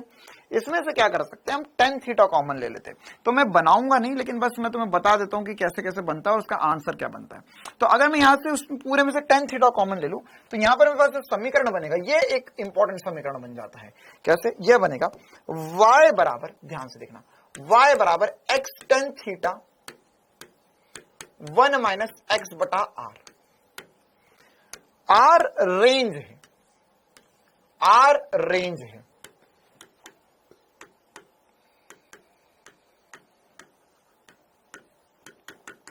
आर रेंज है, परास है। ठीक है, तो यहां पर यह परास है, तो यह परास जो होगा वह उसके रूप में यह सूत्र बनेगा। अगर किसी को लगता है कि यह कैसे बन गया, तो एक बार यहां पे परास का फॉर्मूला तुझे पता है, वो रख, यह आंसर आ जाएगा। स्काई से फेंकने पर भी, बेटा स्काई से कैसे फेंकेगा किसी चीज को? हाँ भाई, चंद्रयान पे बैठ के जा रहा था क्या? कौन है ये, कौन आ गया? सर्वेश। बेटा मैं तो तुझे पहली बार तो क्लास में देख रहा हूं। स्काई से फेंकने पर भी, हाँ, स्काई से फेंकने पर भी अगर तुम कहां फेंक रहे हो स्काई से, ये भी तो है। और इन सब में हमने वायु घर्षण नहीं लिया है ना, वायु नहीं है। स्काई से कैसे फेंक दोगे तुम? ऊपर कैसे जाओगे? चलो देखो यहां पे, हाँ, दूसरे की बातें मत किया करो। x tan theta 1 minus X by R, ये कोई इंपॉर्टेंट सा फॉर्मूला है। ठीक है, इसके बीच में एक दो और छोटी सी बातें जो इसी फॉर्मूले से बनती है, बाकी इसमें कुछ क्वेश्चंस कर लेंगे हम, है ना। एक दो और छोटी, अरे यार, चलो जल्दी पढ़ो। यहां पर अगर मान के चलो मेरे को बोला है कि यहां पर एक गेंद को फेंका मैंने किसी थीटा कोण पर, यह गेंद जो है वो प्रक्षेप गति जा रही थी। देखो क्लास का टाइम खत्म होने वाला है, तो यहां पर अगर मान के चलो किसी भी बिंदु पर गेंद है पूरे पथ में।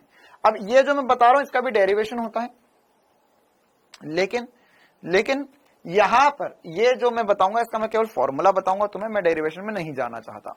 ठीक है, ये इक्वेशन होती है, वैसे नीट में कभी नहीं पूछेगी, लेकिन हो सकता है गलती से पूछ ले, तो उसकी गलती हम पे क्यों भारी पड़ जाए, तो इसलिए हम बस इसका फॉर्मूला लिख लेते कि क्या होता है कि मान के चल ये गेंद प्रक्षेप गति कर रही है, ये गेंद जो है प्रक्षेप गति, तुमने अपने जगह केच खेल रहे ना, तुमने अपने दोस्तों से गेंद फेंकी, वो उधर खड़े होगा, ये केच कर रहा है, ये केच कर रहा है, तो मान के चल गेंद कहीं पर भी किसी भी बिंदु पे हो सकती है, या कहीं किसी भी बिंदु पे हो सकती है। तो कोई रैंडम बिंदु मैंने यहां पर बना लिया। ठीक है, तो उस बिंदु पर जब मैं उस गेंद को देख रहा हूं तो मैं एक्स अक्ष से कुछ कोण बना रहा हूंगा। ठीक है, तो वो कोण मैंने बोल दिया, यहां से मेरा जो कोण बन रहा है उस कोण को मैंने बोल दिया अल्फा। ठीक है, इसी प्रकार से जब तुम्हारा दोस्त इधर से खड़े होकर उस गेंद को देख रहा होगा तो उसका कुछ कोण बन रहा होगा बीटा। ठीक है, क्या अल्फा बीटा प्रक्षेपण कोण है? नहीं नहीं नहीं नहीं नहीं, ये जब हम किसी गेंद को देख रहे हैं या किसी भी वस्तु को देखते हैं हम, तो क्या बोलते हैं सर, हम ऐसा बोलते हैं कि सर हम एक्स अक्ष से कितना ऊपर देखे, एंगल ऑफ इंक्लिनेशन कितना ऊपर देखा, इंक्लिनेशन कितना हुआ। हाँ, आंखें जमीन में है क्या? हाँ, मतलब आंखें जमीन पर ही होगी ना यार, तो मतलब ये हम इंसान की ऊंचाई नहीं मान रहे इन सब में। ठीक है, तो यहां से जमीन से आपने देखा, तो इन सब में कोण थीटा क्या है सर? थीटा तो प्रक्षेपण कोण है, वो तो ये वाला कोण है। ठीक है, तो इन तीनों के मध्य एक संबंध होता है कि tan alpha plus tan beta बराबर होता है tan थीटा के। ये भी आप डायरेक्ट याद रख सकते हो, tan alpha plus tan beta बराबर होता है tan अल्फा के, सॉरी tan थीटा के। चलो, हाँ, उन्नयन कोण बोलते हैं इसे। वेरी गुड मुस्कान बेटा, उन्नयन कोण बोलते, थीटा और अल्फा, अल्फा और बीटा उन्नयन कोण है।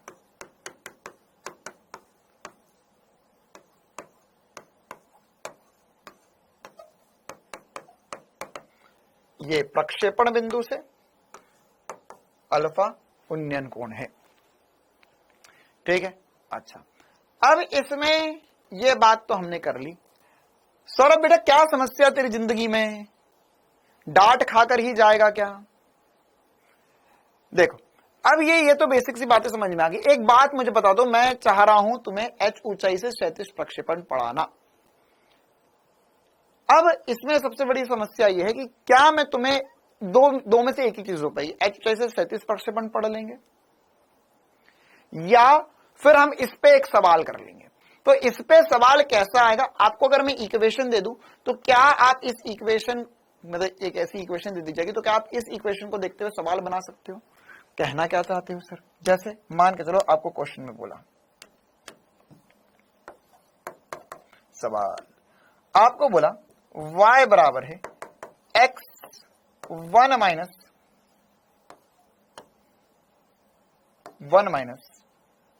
x bye 20। क्या आप इसमें मुझे इसका प्रक्षेपण कोण, परास, अधिकतम ऊंचाई सब बता सकते हो?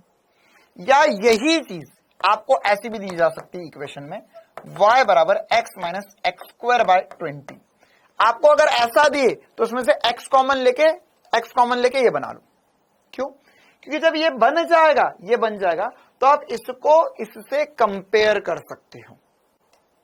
कर पाओगे ऐसा सवाल? क्या कर पाओगे? बिल्कुल, बहुत सारे बच्चों के आंसर आ चुके हैं। तो यहां पर अगर हम देखें सर, तो यहां पर मुझे दिखाई दे रहा है r बराबर है 20, रेंज बराबर हो गया 20 मीटर। क्यों? क्योंकि सर ये 20 साफ दिखाई दे रहा है। अच्छा, यहां पे tan थीटा नहीं है तो क्या होगा, tan थीटा मतलब 1 हो चुका है, या थीटा की वैल्यू 45 डिग्री आ चुकी है। क्या मैं सब कुछ सही कर रहा हूं? क्या h निकाल सकते हो? h कैसे निकलेगा? h निकलेगा सर, रामू तो चोर है। h किससे निकलेगा? रामू तो चोर है सर, रामू तो चोर है। तो r tan थीटा बराबर होगा 4h के। तो ये तो हमें पता है सर 45 डिग्री कोण होता है, तो r बराबर, रेंज अधिकतम होती है उसके लिए, तो r बराबर होता है 4h, या h की वैल्यू हो जाएगी r/4 या 20/4 मतलब 5 मीटर। क्या ये सब कुछ हो जाएगा? क्या हो जाएगा? ये क्लियर है मामला? कैसे सवाल कर पाओगे?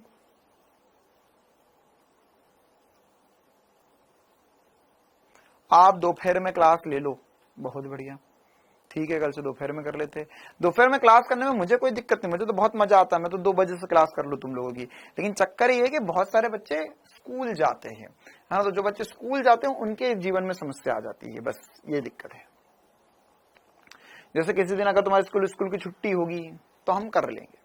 5 कैसे आया? मुझे पता था कि एक बच्चा बैठा हुआ है पीछे जो बोलेगा 5 कैसे आया। देख, r की वैल्यू 20 है तो 20/4 कर 5 आएगा।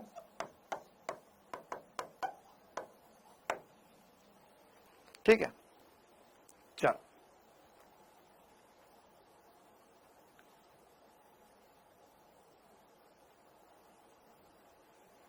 चलिए आगे बढ़ते हैं हम।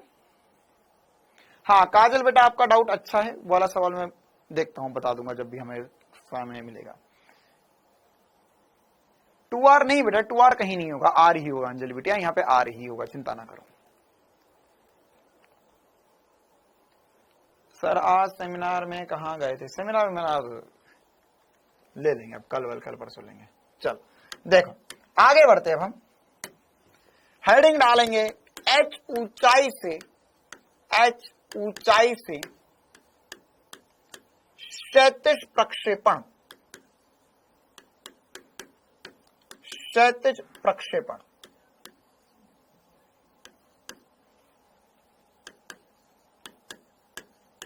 h ऊंचाई से क्षैतिज प्रक्षेपण क्या होता है ये कहानी, और इसमें क्या क्या करना है। देखो ये कहानी जो अब हमने पढ़ लिया उसके हिसाब से बहुत आसान है ना, बहुत आसान है। क्या कि अगर मैं h ऊंचाई पर खड़ा हूं तो अभी जो पढ़ा उसका और आसान वर्जन ये होने वाला है। मान के चलो ये एक h ऊंचाई की बिल्डिंग थी, या कहीं पर भी h ऊंचाई पे खड़े हुआ, अगर एक गेंद को h ऊंचाई से क्षैतिज प्रक्षेपण मतलब कि सीधा फेंका जाता है u वेग से, तो गेंद कहां जाकर गिरेगी, क्या कहानी होगी, वो सब कुछ हमें बनानी है। तो अब ये कहानी बनाते हैं हम। क्या होगा, ये गेंद जो है वो ऐसे जाकर गिरेगी कहीं पर,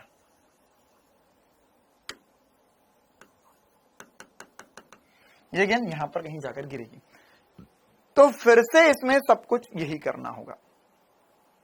कैसे कि प्रारंभिक वेग क्या है, x दिशा में क्या है, y दिशा में क्या है, और त्वरण क्या है, वेग किसी बिंदु पर क्या लिख सकते हैं, सारी बातें एज इट इज जैसी हमने पहले करी थी। तो अब ये क्यों ज्यादा आसान है उससे अभी तुम्हें पता चल जाएगा। अगर मैं यहां पर x स्थिति और जैसे वैसे पिछले में लिखा था वैसे वैसे लिख रहा हूं, x दिशा और y दिशा में, x दिशा और y दिशा की कहानी। देखो भाई बताओ कि इसमें प्रारंभिक वेग कितना है, तो सर हम बोलेंगे प्रारंभिक वेग है u। अच्छा तो प्रारंभिक वेग x दिशा में कितना है, सर x दिशा में u है, y दिशा में 0 है। मतलब आधी कहानी तो खत्म हो गई चालू होने से पहले। क्यों? क्योंकि सर इसमें y दिशा में वेग ही नहीं है, तो y दिशा में बदलेगा क्या होगा, अरे सर y दिशा में 0 तो बढ़ता ही जाएगा, बढ़ता जाएगा, बढ़ता जाएगा, बढ़ता जाएगा, बढ़ता जाएगा, बढ़ता जाएगा। अच्छा त्वरण, त्वरण सर त्वरण जो होगा यहां पर, त्वरण जो होगा वो x दिशा में 0 होगा, y दिशा में -g होगा। आए हाय सर मजा आएगा आपको। अब हम बहुत आसानी से चीज बता सकते हैं, है ना। ये किसके जैसा है, ये ऐसा है कि h ऊंचाई पे, अब ध्यान समझना किन दोनों का कॉम्बिनेशन है, किन दोनों का कॉम्बिनेशन है। h ऊंचाई पे खड़े होकर मैंने गेंद को छोड़ दिया, छोड़ दिया, छोड़ दिया, छोड़ दिया, छोड़ दिया, छोड़ दिया, छोड़ दिया, छोड़ दिया, छोड़ दिया, छोड़ दिया, मतलब सर y दिशा प्रारंभिक वेग 0 है, गेंद सीधी नीचे गिर जाती है, प्लस x दिशा में आगे बढ़ रही है, तो नीचे जाएगी आगे बढ़ेगी, नीचे जाएगी आगे बढ़ेगी, नीचे जाएगी आगे बढ़ेगी, नीचे आएगी आगे, नीचे आगे, नीचे आगे, नीचे आगे, तो अल्टीमेटली ये ऐसा पथ आ जाएगा। आई बात समझ में, है ना। y दिशा में प्रारंभिक वेग जो होगा इसका वह 0 है। क्या हमने गुरुत्व के अधीन गति में ऐसा करा था? किन दोनों का कॉम्बिनेशन में बोल रहा हूं, ध्यान से देखो। क्या गुरुत्व के अधीन गति में हमने ऐसा कुछ किया था कि सर एक गेंद को h ऊंचाई से छोड़ दिया, एक गेंद को h ऊंचाई से छोड़ दिया तो ये जमीन पर टकराती है। इसमें क्या सारा कैलकुलेशन हमने किया हुआ है? बोल मेरे प्यारे। हाँ सर, क्या है कि जब जमीन से टकराएगी तो ये हो जाएगा √2g h, इसका वेग हो जाता है। टाइम जो इसको लिखता है वो लगता है √2h बटे में g। क्या ये सब कुछ किया है हमने? क्या किया है? हाँ सर किया है। तो अगर ये किया है तो आंसर आ गए अब हमारे। प्लस y दिशा में आगे बढ़ रही है तो बढ़ने दो सर। कितने से बढ़ रही है? y दिशा में u से बढ़ रही है। ये y दिशा में इसका वेग जो होगा वो u हो जाएगा। y दिशा में इसका वेग हो जाएगा वो कितना हो जाएगा सर? y दिशा में इसका वेग u हो जाएगा। ठीक है, तो यहां पर x दिशा में वेग u, अच्छा मैंने अभी y दिशा बोल दिया। x दिशा में वेग कितना होगा? x दिशा में वेग u ही रहेगा, और y दिशा के लिए हमने बोल दिया, इन दोनों को जोड़ के हमारी गति बन गई। तो ये और आसान हो चुका है, ये और आसान हो चुका है। ठीक है, अब यहां पर क्या होगा? यहां पर ये x होगा, ये u, ये u, ये u, ये टकराएगी भी u वेग से। x दिशा में वेग हमेशा नियत है। ठीक है, y दिशा में क्या होगा सर? y दिशा में वेग निरंतर बढ़ता जा रहा है, निरंतर बढ़ता जा रहा है। अगर मैं किसी भी बिंदु पर देखूंगा, इस बिंदु पर, तो सर इस बिंदु पर वेग बढ़ेगा, नीचे की तरफ होगा, इधर भी बढ़ेगा और बढ़ेगा, है ना। तो यहां पर अधिकतम हो जाएगा। अब किसी भी क्षण पर y दिशा का वेग मैं देखना चाहूं तो कैसे देख सकता हूं? vy, किसी भी क्षण पर y, ये वेग, अंतिम वेग, मतलब यहां पर x दिशा में क्या होगा सर? x दिशा का वेग तो नियत होगा, u ही होगा। y दिशा में देखो, मैं चाहूं तो कैसे लिख सकता हूं? मैं लिख सकता हूं vy बराबर uy प्लस gt, है ना। वैसे माइनस gt लिखना चाहिए हमें, क्यों? क्योंकि g नेगेटिव है। गति का प्रथम समीकरण लगा दिया, समय पता, अगर मानकर समय दे दिया मुझे तो ये हो जाएगा माइनस gt के बराबर। ये y दिशा का वेग आ गया। ठीक है, किसी भी क्षण पे लिख सकता हूं, इस क्षण पे वेग होगा माइनस gt, x दिशा का ये रहा। जब टकराएगी तो वेग पता चल गया मुझे, √2gh हो जाएगा। मामला ही खत्म हो गया है। तो आ रही बात समझ में? क्या सभी को ये समझ में आया? अच्छा सर, ये तो समझ में आ गया। तो अब ये भी बताइए दो कि अगर इतना मुझे पता चल गया है y दिशा में नीचे गिर रही है, तो अब यहां पर जब टकराएगी, अच्छा उड़ियन काल वगैरह तो हमने बता दिया पीछे ना, उसका अलग से लिख देंगे कहानी। जब ये टकराएगी तो इसका वेग कितना हो जाएगा, वेग की दिशा क्या हो जाएगी, ये सब कुछ पूछ सकते हैं। पहले वेग की कहानी कर लेते हैं हम। तो यहां पर टक्कर से पूर्व अंतिम वेग, तो सर टक्कर से पूर्व ये वेग तो ये रहा, हमें पता चल गया। या मैं चाहूं तो इसी वेग को क्या लिख सकता हूं? अंतिम वेग, v फाइनल, अंतिम वेग, है ना। ये किसी क्षण पर वेग था, ये लिख लो। ये वेग क्या था? किसी क्षण पर,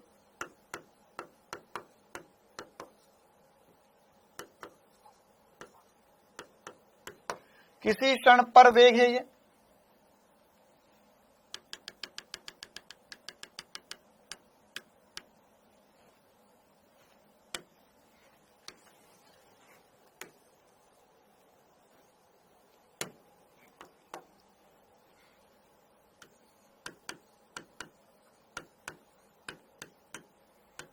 प्रारंभिक वेग, त्वरण, किसी क्षण पर वेग,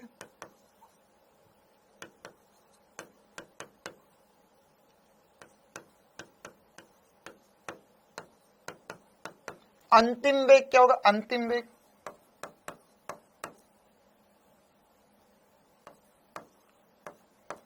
अंतिम वेग सर टकराने से जस्ट पूर्व वेग, तो उसे भी वैसे v फाइनल ही बोल सकते हैं हम उसे, है ना। वो भी v ही होगा, एक तरीके से v फाइनल होगा। टकराने से जस्ट पूर्व वेग x दिशा का u होगा, y दिशा का √2gh हो जाएगा। अरे y दिशा का क्या हो जाएगा? √2gh हो जाएगा।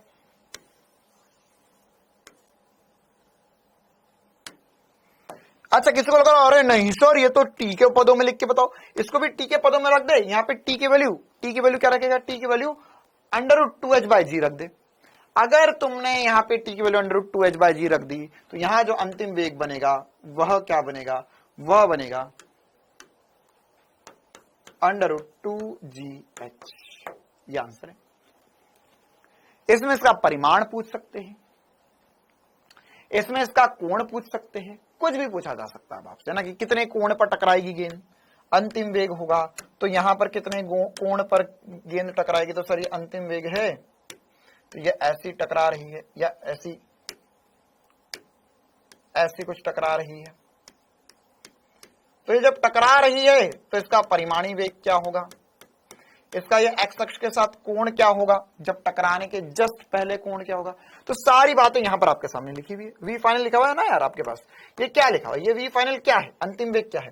सर अंतिम वेग है u i cap -√2gh j cap, ऐसा भी लिख सकता हूं मैं, या कोण भी बना सकता हूं मैं, या परिमाणी वेग भी लिख सकता हूं। अरे कर पाओगे ये सब, हलवा है हलवा, खाओगे। हाँ सर मजा आ जाए सर, खाना खा ले फिर हलवा खा ले, यही तो चाहिए जिंदगी में।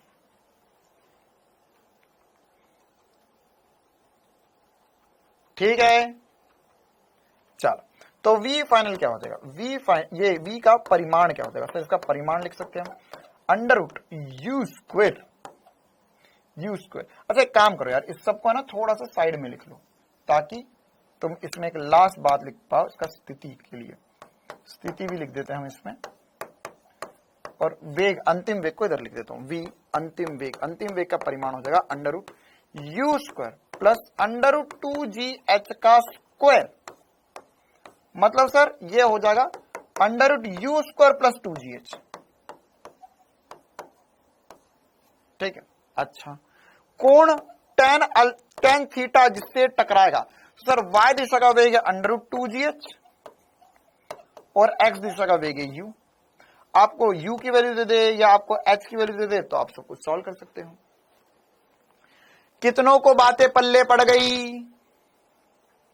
इसी प्रकार से स्थिति, सर x दिशा में तो कुछ बदल ही नहीं रहा, तो x दिशा में तो सर स्थिति लिखोगे x बराबर होगा ut। y दिशा में हो जाएगा, सर y दिशा में हो जाएगा y बराबर ut, u तो शून्य है y दिशा का, तो बचेगा ½ gt²।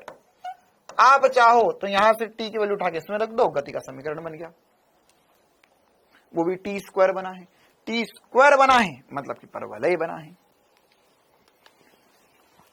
अरे पल्ले पड़ा कुछ, इसमें रेंज निकालना है, एचमैक्स तो निकालने की जरूरत नहीं है, टाइम ऑफ फ्लाइट ही निकालना है, एच की तो जरूरत ही नहीं है इसमें। ये यहां पर आपके पास रेंज क्या हो जाएगा, रेंज हो जाएगा एक्स दिशा का वेग into time of flight. X दिशा का वेग ये रहा, टाइम ऑफ फ्लाइट की वैल्यू मैंने बता दी। अरे कुछ समझ आ रहा है, क्या क्या सर, अगर इन दोनों को मिलाकर हमने ये बना दिया है, क्या बना दिया है हमने, इन दोनों को मिलाकर सर यहां पर आपने बोल दिया है h ऊंचाई से प्रक्षेपण हो रहा है, तो इन दोनों को मिलाकर यह गेंद ऐसी गिरी। ठीक है, तो अगर ये गेंद ऐसी गिरी, यहां पर ये hmax था, तो हमें पता है सर टाइम ऑफ फ्लाइट तो y दिशा से निकलेगा, टाइम ऑफ फ्लाइट तो y दिशा से निकलेगा, तो y दिशा से अगर टाइम ऑफ फ्लाइट निकलेगा, शांत हो जाओ, पहले कुछ बच्चे है ना, ठीक है मैं बता रहा हूं ना क्या करना कुछ बच्चों को।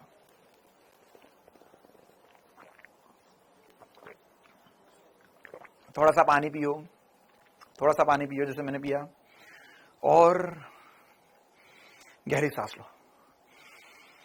अनुलोम विलोम।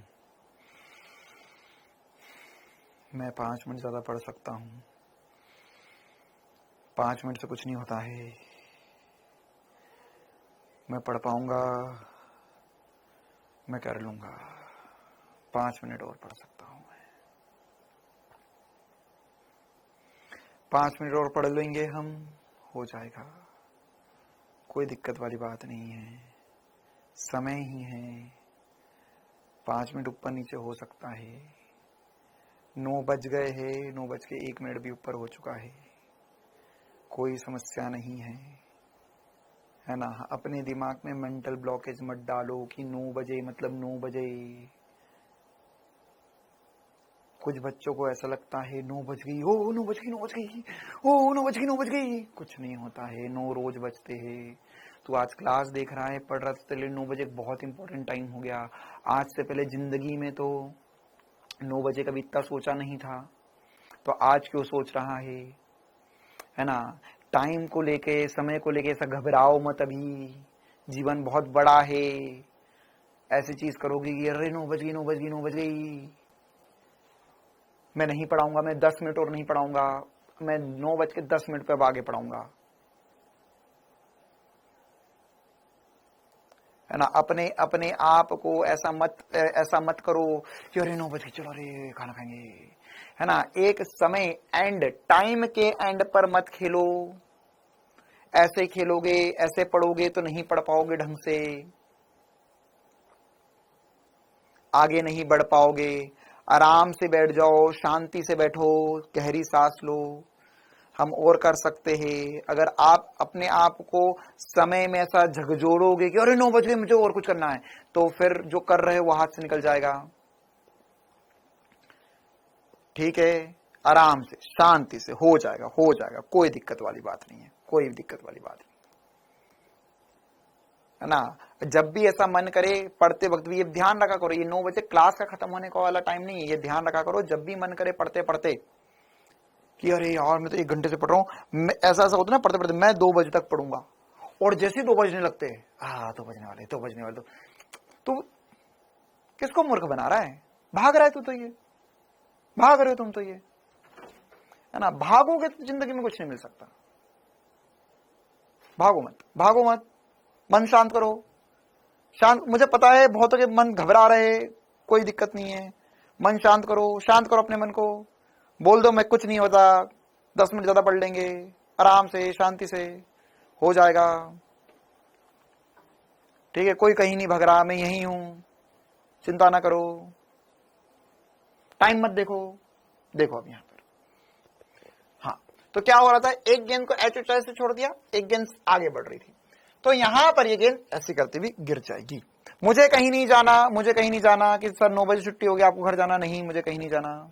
यहां ध्यान दो। जब भी पढ़ते वक्त मन करेगा अरे 2 बजे मुझे उठना था, तो जानबूझ के अपने आप को उठाओ, अपने आप को बिठाओ अपने आप को कि नहीं, मैं 9:10 तक अब नहीं उठूंगा। रोज भले ही 9 बजे क्लास खत्म हो जाए, नहीं उठना है मेरे को, 9:15 बजे तक नहीं उठना है, नहीं भागना है मुझे। भागने की जल्दी करोगे, जो भी कर रहे हो गलत कर दोगे या भूल जाओगे उसे। देखो यहां पर यूं वेग है ना, पढ़ रहे हो, पढ़ते वक्त लगा 2 बजे उठना है, नहीं 2 बजे बिल्कुल नहीं, बोल अपने आप को 2 बजे उठूंगा मैं, और फिर अपने आप को मजे ले ले, तुझे क्या लगा 2 बजे उठ जाऊंगा मैं? नहीं उठ रहा, जा आधा घंटा और पढ़ूंगा मैं ना। क्योंकि ये मन सबका ही ऐसा है। इसको तुम जितना पुचकार के रखोगे कि हाँ बेटा तू ऐसा कर लेते, हाँ मैं ऐसा कर लेता हूं, तो ये तुम्हारे मजे लेते रह जाएगा जिंदगी भर, मजे लेगा, जिंदगी भर मजे लेगा तुम्हारे। तुमने इसको बोल दिया कि 9 बजे क्लास खत्म होती है, तो ये मजे ले रहा तुम्हारे। अब तुम्हारा मन बोल रहा है अरे हो गई रे क्लास खत्म, कमेंट कर दे सर को, सर जाओ सर क्लास खत्म हो गई, सर खाना खाना है, भूख लग रही है। नहीं, वो मजे ले रहा है तेरे, देख अभी भी मजे ले रहा है वो तुम्हारे। मजे मत लेने दो उसे, बिल्कुल सो रहा है, भाग यहां से, पढ़ूंगा मैं, जा तेरे को जो लगे कर ले, मैं तो नहीं उठ रहा। सर चले जाएंगे फिर भी 9:30 तक नहीं उठूंगा, देखते कसम में नींद देवी कि 9:30 बजे तक आज कोई नहीं उठेगा, भले क्लास अभी 5-10 मिनट में खत्म हो जाए, 9:30 बजे तक कोई नहीं उठेगा। 20 मिनट में वापस से जो पढ़ा फिर से पढ़ना, फिर उठना, 9:30 बजे तक आज कोई नहीं उठेगा। यू एक से पेगा। अच्छा सर, तो जब टकरा रहा है तो एक्स दिशा का वेग यू ही रहेगा। ओके, अब ये जब नीचे टकराया तो ये वेग तो सर √2gh हो गया। जो जाएगा वो नीट नहीं निकाल पाएगा, सीधी बात, और जो चला गया उसका तो नीट बिल्कुल भी नहीं निकल रहा है। अब आएगा मजा, क्योंकि ये वाली क्लास बहुत सारे बच्चे बाद में देखेंगे, फिर हो जाएंगे अरे सर ने जैसा बोल दिया नीट नहीं निकलेगा, क्योंकि तुम चले गए, भाग गए, तुम भगोड़े हो, और जो भाग जाता है वो कभी अपनी जिंदगी में कुछ भी हासिल नहीं कर सकता, भागते ही रहेगा वो जिंदगी में। बस उसे लग रहा आज ये नहीं मिली दूसरी पकड़ लूंगा, ट्रेन, गाड़ी, बस, बस यहां देख u, ये u से वेग, x दिशा का वेग वही है। अच्छा, अब यहां पर अब हमें ये निकालना है सर ये गेंद y दिशा में तो नीचे गिरी, तो y दिशा में नीचे गिरी तो कितने वेग पे टकराए, √2gh। कितनी देर बाद टकराएगी कि टाइम ऑफ फ्लाइट y दिशा से ही निकलता, हमें पता चल गया था। तो इसमें उड़यन काल का जो सूत्र है वो एक लाइन में हमने बना दिया। उड़यन काल का सूत्र, उड़यन काल का सूत्र TF क्या बन गया, √2h/g बन गया। कहां से लेकर आए, हमें यहां से लेकर आए, जो हमने गुरुत्व के अधीन गति में पढ़ा था उससे। इसके अलावा अब हमें परास निकालनी है। परास, परास कैसे निकलेगी, परास निकलेगी यहां पर, परास निकलेगी रेंज r। तो ये परास हो जाएगा, क्या होता है सर, x दिशा का वेग इनटू टाइम ऑफ फ्लाइट, ये हमने सीखा। अच्छा, अब इसमें क्योंकि परास x दिशा में कितना चला, तो यहां क्या हो जाएगा, यहां पर हो जाएगा x दिशा का वेग है u into time of flight. Time of flight कितना आ गया, √2h/g। तो ये हमारे लिए परास का भी सूत्र बनेगा। क्या ये सूत्र रट्टा लगाने, नहीं सर, इनको रट्टा लगाने की जरूरत क्या है, तो मुझे ऐसे ही याद है। √2h/g है तो ये तो कॉमन सेंस है, रेंज होता है x इंटू √2h/g। ये रेंज निकल गया। यहां पर क्या है, यहां पर फिर से देख लेते, प्रारंभिक वेग सबको समझ में आया, त्वरण y दिशा का होगा। ये क्या लिखा हुआ है मैंने, किसी भी क्षण पर वेग, सर जैसे जैसे गेंद नीचे आएगी वेग बढ़ेगा, तो gt से वेग बढ़ रहा है ना, गति का प्रथम समीकरण लिखा हुआ है। जब टकराएगी तो x दिशा का वेग तो यही रहेगा, y दिशा में √2gh हो जाएगा वेग, √2gh हो जाएगा। हाँ, तुम भूलो मत, एसपी सर के चीते हो तुम। तो √2gh वेग हो जाएगा x दिशा का। अच्छा सर, विस्थापन क्या होगा, x दिशा में कोई त्वरण नहीं है तो x बराबर हो जाएगा ut। y दिशा का प्रारंभिक वेग 0 है, ये मुझे लिखना चाहिए था ut प्लस हाफ GT², लेकिन प्रारंभिक वेग 0 है तो ये, और गुरुत्वीय त्वरण नेगेटिव है तो -gt आ गया। ये x दिशा की बात बोल दी हमने, y दिशा की भी बात बोल दी, स्थिति बोल दी। ये क्या है, ये है अंतिम वेग, अंतिम वेग का परिमाण। तो परिमाण होता है सर, या इसको एक बार पहले सदिश रूप में भी लिख देता हूं मैं, ये होगा ui कैप माइनस 2gh/j। तो इसका परिमाण क्या हो जाएगा, इसका परिमाण होगा √u² प्लस अंडर रूट में u² प्लस √2gh का स्क्वायर। तो 2gh के रूट पे स्क्वायर था तो 2gh बचा। तो ये हमारा आंसर आ गया। साथ ही साथ हमने कोण निकाल लिया, tan थीटा बराबर गया √2gh/u। बस ये सारी बातें हमें पता होनी चाहिए थी। क्लियर है मामला। तो ये हमें कुछ छोटी छोटी सी बातें पता चल गई यहाँ पर। अच्छा, इसी प्रकार से उड़यन काल पता चल गया, उड़यन काल y दिशा से पता चलता है। परास x दिशा का वेग इंटू उड़यन काल, ये होगा u √2h/g। ये परास भी हमें पता चल गया। ये कौन आ गया, डॉक्टर MS सर। अब आकाश इंस्टीट्यूट के मॉड्यूल सॉल्व होने लगे, ठीक हो जाएंगे बेटा, वो सब ऐसी छोटी मोटी बातें हैं, वो तो ऐसे ही कर लोगे तुम सब।